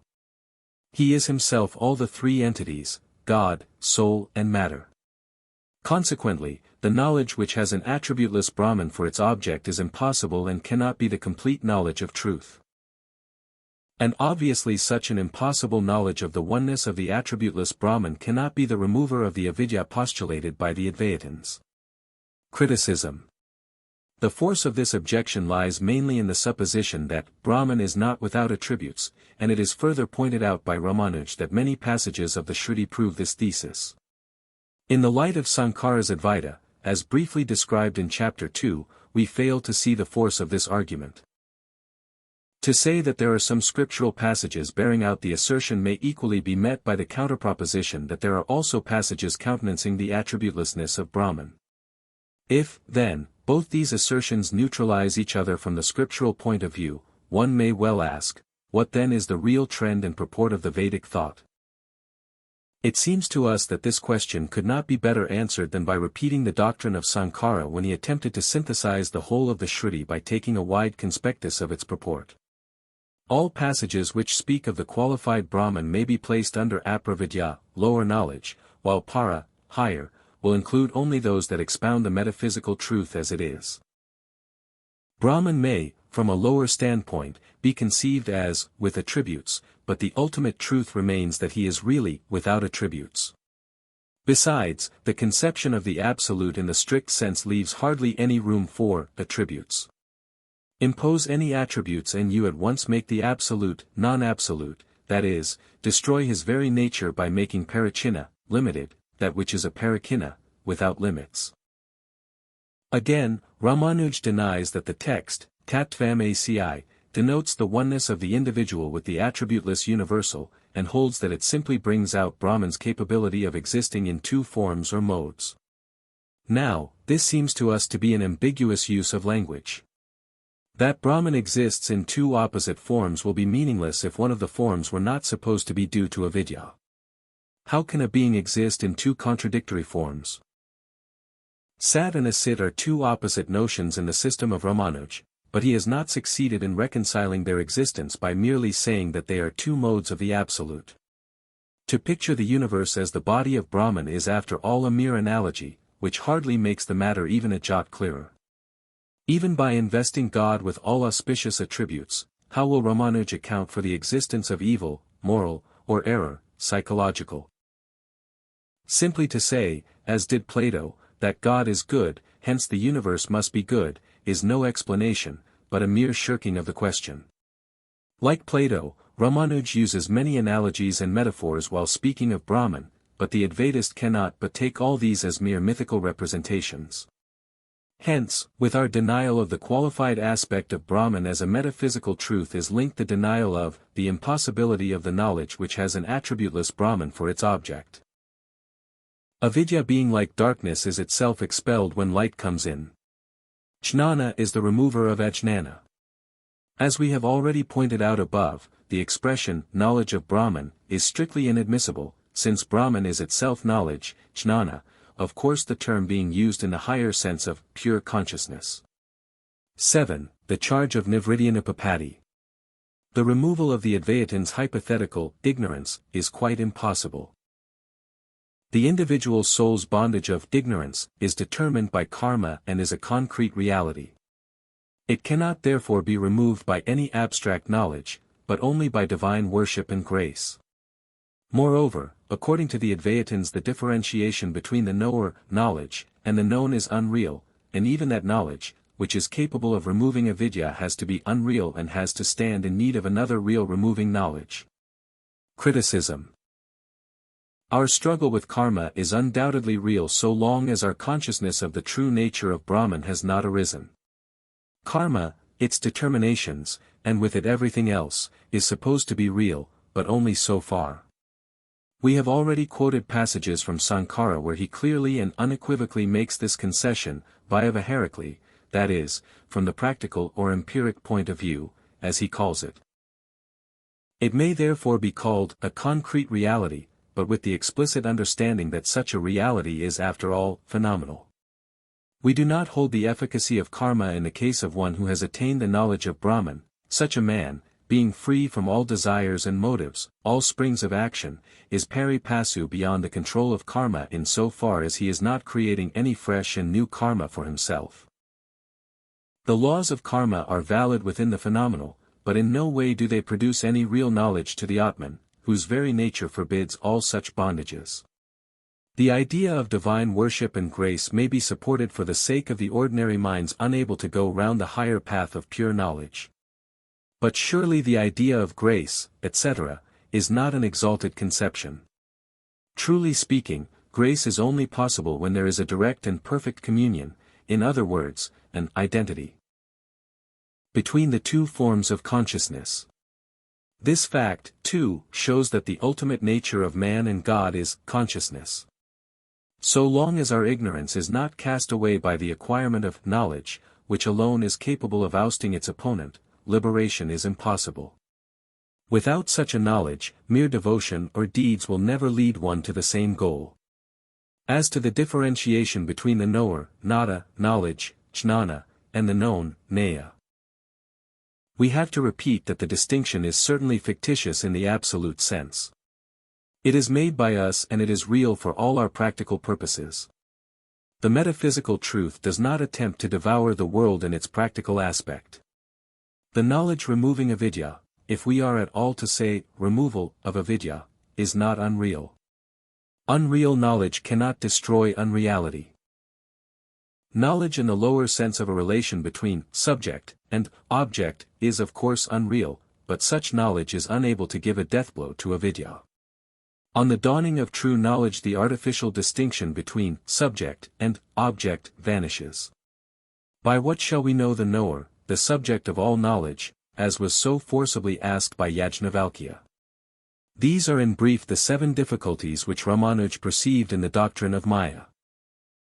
As will appear from what we have said above, Ramanuja's criticism rests on the whole on a misunderstanding of the genuine Advaita standpoint. All through he has been treating Māyā as if it were a concrete reality, even perhaps existing in space, etc. We do not accuse him even because he attempted to reject Sankara's premises. But we fail to see his consistency, when even on his own premises he falls short of furnishing a really adequate explanation of the relation between God and the universe. His doctrine of divine grace, devotion, etc., is apt to appeal strongly to many Christian theologians, who will therefore naturally prefer his philosophy to that of Sankara. Be as it may, to us it seems evident that Sankara's analysis of reality went much further than Ramanuja's. The impersonal conception of the Absolute, we hold, is truly personal, if there is any real meaning in personality. This is how we will meet those who cannot hold any such doctrine to be the ultimate if it destroys the idea of the divine personality. Now, coming to the objections of the Purnaprajnas, who hold the absolute separateness of the individual soul and Brahman, it is obvious that the general drift of their attacks must be directed against the Advaitists' doctrine of the identity of the two. The jiva, individual soul, they say, being limited, parichinna, is distinct from Brahman. One of the followers of this school of Madhva speaks of the Advaitins in the following contemptuous and polemic fashion. There are certain disputants, sunk in a sea of false logic, addicted to an evil way, filled with 100 imaginations of idle babble, deceive themselves and deceiving the world, who say, I am Brahman, and all this universe also is Brahman, which is now shown to be an empty desire. If I and all this universe were Brahman, then there would be an identity between thee and me, thy wealth, sons and wife would be mine, and mine would be thine, for there would be no distinction between us. To show the futility of such arguments it is sufficient only to state them as such. This criticism quite ignores Sankara's repeated warning that the ideal unreality of the world does not deprive it of its empiric reality, and in empiric reality all the distinctions are observed. The criticism is further couched in rather crude language. We are not surprised that a misunderstanding of the Advaita standpoint may lead one to urge such silly charges against it as are embodied in the quotation just noted. The school of Vallabha has not entered into conflict with the theory of Māyā, but it has pointed out the untenableness of Ramanuja's standpoint. Ramanuj, as we have seen, only qualified the original Advaita, but Vallabha thought of purifying it altogether. It could not be held that Brahman, which is all cit, should be in inseparable union with Asit. This would have been a contradiction in terms, and would have soiled the doctrine of the Upanishads. Brahman was therefore supposed to become by its will. Now, this tendency to question the validity of Ramanuja's standpoint went so far as to keep the school of Vallabha away from discussing the theory of Māyā. While Ramanuj made it a point to use all means at his disposal to bring the doctrine of Māyā into discredit, and so too did Madhva after him, Vallabha stood up to criticize Ramanuj. That is why we do not find any special charges preferred by him against Māyā. Of course, this does not mean that he endorsed the theory, but simply that he did not meddle with the right or wrong of the question, and was content to establish his own views in reference to a criticism of Ramanuja's. Hence we now pass on to an examination of some of the other objections, which are not raised strictly within the Vedanta. Sankara has discussed at length the controversy between the Samkhya and the Vedanta. In Adhyaya I he has established the main principles of Vedanta, and in Adhyaya II has attempted a thoroughgoing inquiry into the various objections preferred by the Sankhyas, Vaisheshikas, Buddhists, Jainas, Pashupatas, Pancaratras, etc. The physico-theological proof is first taken up, and it is shown how the pradana, non-intelligent matter, an equilibrium of the three gunas, cannot evolve itself spontaneously into multiform modifications. An earthen jar though springing from clay does not itself come into existence without the cooperation of an intelligent being, viz., the potter. From the impossibility of the orderly arrangement of the world and the impossibility of activity a non-intelligent cause of the world is not to be inferred. Activity may of course belong to those non-intelligent things in which it is observed, but in every case it results from an intelligent principle, because it exists when the latter is present and not otherwise. The motive power of intelligence is incontrovertible. It may be objected that on the Vedantic premises there is no room for a moving power, as in consequence of the non-duality of Brahman no motion is possible. But, says Sankara, such objections have been refuted by pointing to the fact of the Lord being fictitiously connected with Maya, which consists of name and form presented by avidya. Hence motion can be reconciled with the doctrine of a non-intelligent first cause. We cannot enter into this question at any length, since, as we have already said, as regards the nature of Brahman as the cause of the world and the possibility or otherwise of assuming any other such cause, this conception of causality is not tenable in the purely idealistic sense, and the moment any such category is introduced the absolute, Brahman, is conceived as phenomenal, Maya Fahita. After a careful criticism of the atomic theory of the Vaisheshikas, Sankara proceeds to discuss the doctrine of the Buddhists. That doctrine, as he observes, is presented in a variety of forms, due either to the difference of the views maintained by Buddha at different times, or else to the difference of capacity on the part of the disciples of Buddha. Three principal opinions may, however, be distinguished. 1. Realists, who maintain the reality of everything. Sarvastivavada, Sautrantikas and Vaibhashikas. 2. Idealists, who maintain the reality of thought only, Vijnanavadins, Yogacaras. 3. Nihilists, who maintain that everything is shunya, void, unreal, Shunyavadins, Madhyamikas.